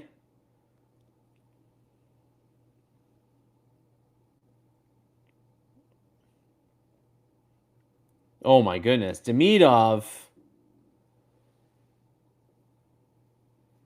Eric Comrie made a huge save there. Demidov, they were doing that like circling around thing, and then Demidov just cut inside. I don't even understand how he did that. Look at that. Just cut inside and fired glove hand on Comrie, but like not many players can skate like that the way that Demidov did. Yo, Connor Hellebuyck, who man? Eric Comrie's having himself a night. This has been a goaltending battle tonight. Ooh, Taves just kind of allowed to break inside and puck goes wide.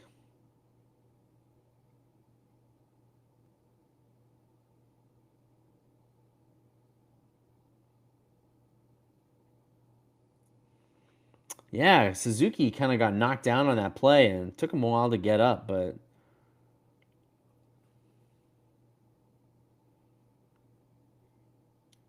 I think he should try to get off, but hasn't been able to yet. Okay, now he's off.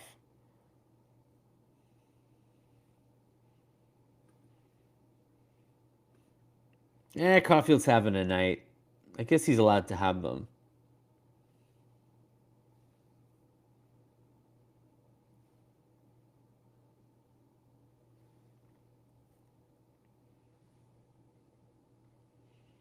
All right, we're halfway through overtime.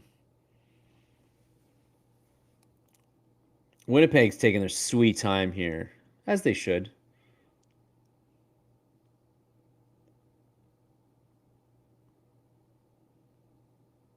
Yeah, here's Scheifele, Connor Morrissey, exactly who I was worried about. Hey, but Hudson stole the puck. Can they get something going here? Texier tried to find Slavkovsky around the board, and those passes a little too hot. Oh, what a move by Demidov. Oh, he tried to dish it to Kapanen, and Kapanen got it stuck in his skates. Oh no, no! It was the Jet. It was Perfetti who broke his stick. Okay, we got a 3-on-1. 3-on-1. Demidov, and they can't beat Comrie. They can't even get a shot. They overpassed it, and now it's a break. No, we get a whistle.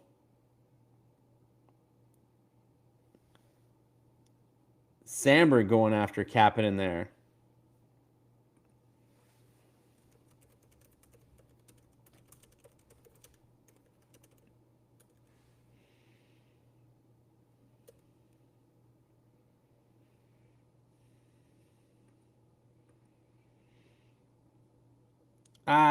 You know what? I think that it was Sandberg, right, who just kind of deflected that pass on the give and go. They had to just shoot it there, try to get the rebound. They're all by the net. We got a 1:20 left in overtime. Oh, you didn't like Texier on that? I didn't think he was too bad. He just kind of sent a hot pass to Slavkovsky, but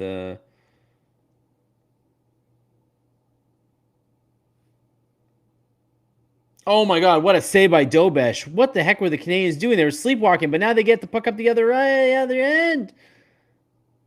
Caufield coming in.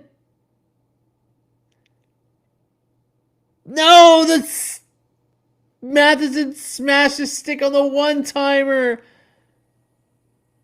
Matheson had the game on his stick. Oh, you gotta be kidding me.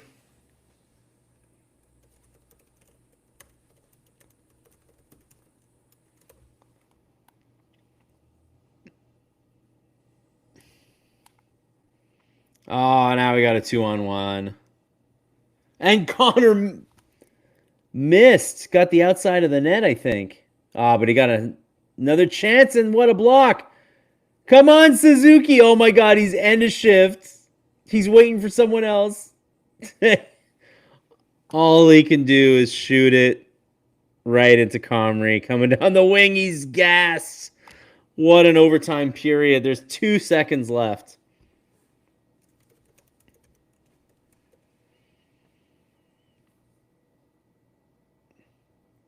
Dobesh saved. Taves with a no-look pass in the corner to Nemesnikov. And Nemesnikov was all alone and he one-timer that. I don't understand how Dobesh stopped that, but unbelievable. Oh, and then at the other end, Matheson with the one-timer and the stick explodes. Nice OT action. This is a great OT period. Those sticks, they're like $800 each and they broke. The Habs are calling a timeout with 3.2 seconds left.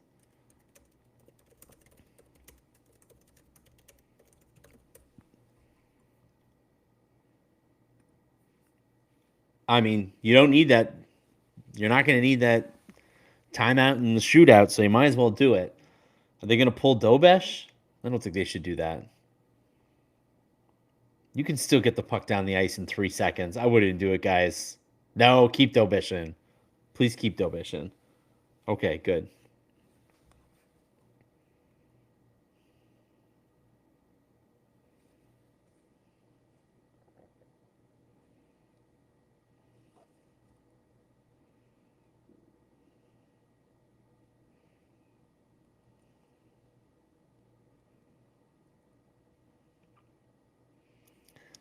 All right, 3.2. Once again, Veleno's taking the face off. I don't know why. Nope. This one's over. We're going to a shootout.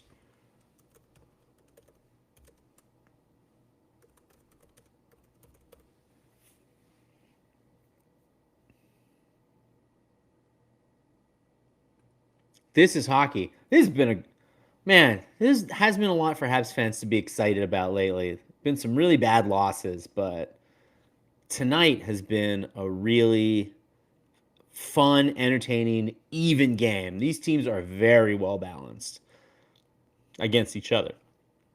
Dobesh to start Saturday. Yeah.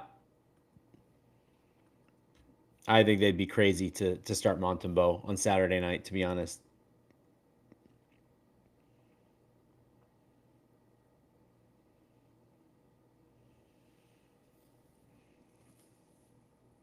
Are they going to see Texier? You guys know that Texier is like a trick shootout guy.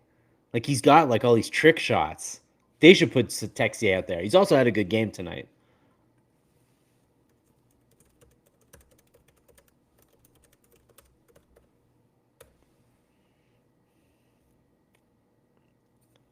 Yeah, if you want to see something fun, I put Texier out and see what happens. I don't know if he's going to be great, but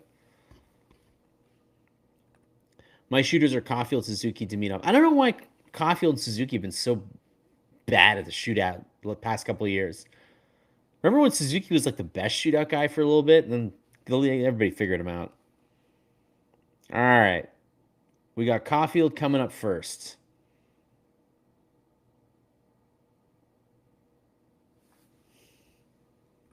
Yeah, Texas, he's got that vibe. All right, here we go. Cole Caufield.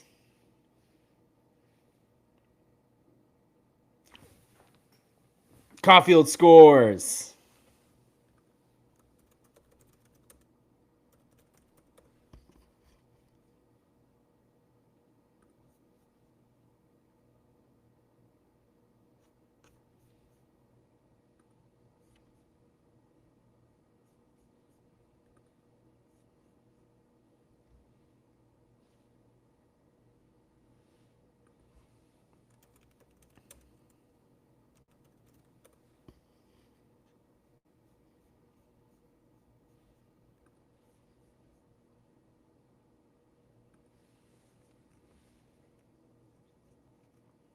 Hey, it's Texier time. Come on, let's see something fun. Entertain us tonight, Texier. Taking the wide route? Nah. Not that exciting. I was expecting more from him.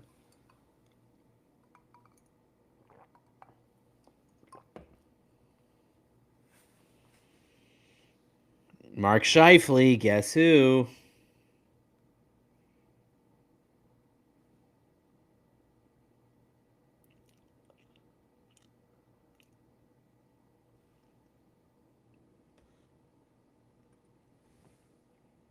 Later, Manny. Thanks for joining us. And I hope Newfoundland treats you well.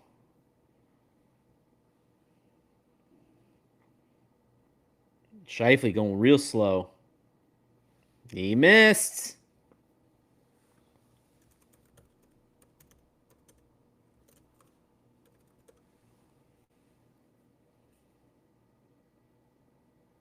Now he got it on the pad. He didn't miss. He didn't miss totally. He got the pad. Okay. Nick Suzuki can end it here.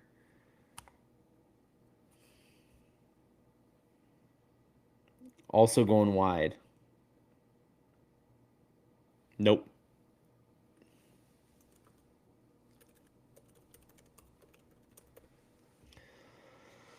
Okay, it's coming down to Dobesh's turn. Vilardi. Can he keep it going? And it hits the post.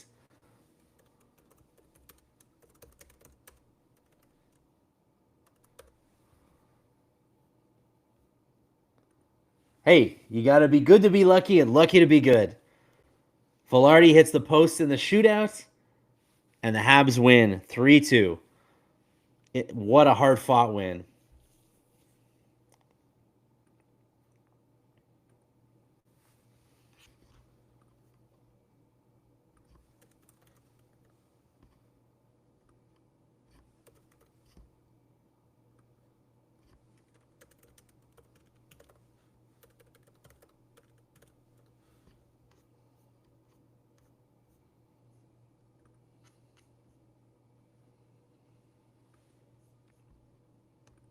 Never in doubt. Needed the bounce back game. That was not only was that the result a good result in the bounce back game, but the team actually played after just being so leaky and bad on defense for multiple games now. They were really solid tonight. This was like a reassuring game.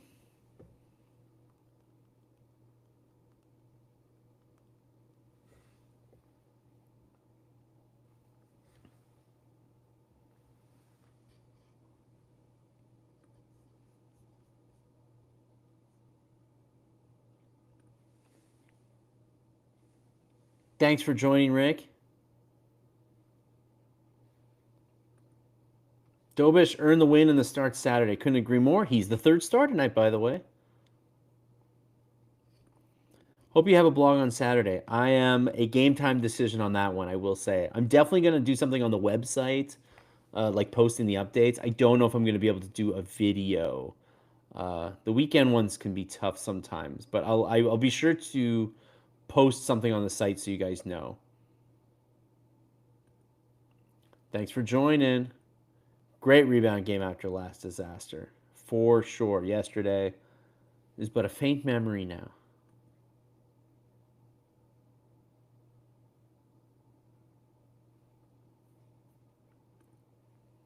Caufield, the man with the chesters, is the first star tonight. I know he didn't score the way he wanted to tonight, and he definitely had some chances, but he was good.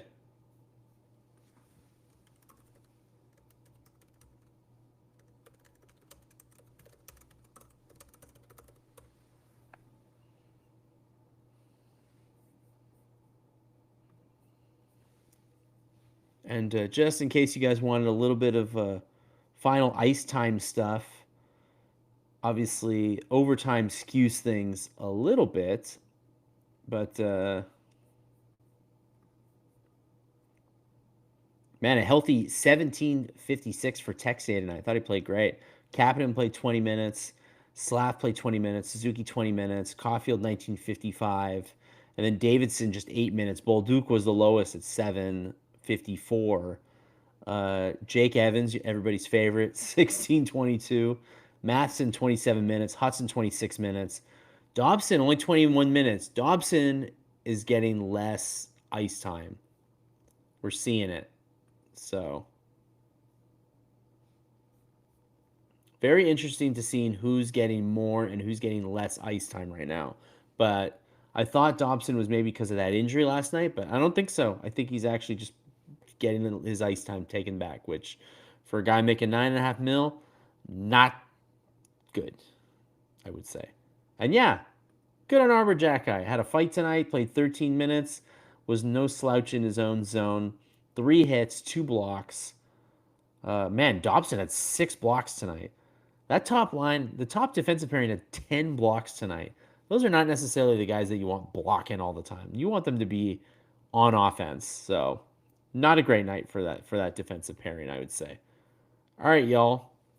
Well, thank you very much for oh, you're going to go to the Sportsnet website. Enjoy. If you still got the energy to burn, go do it.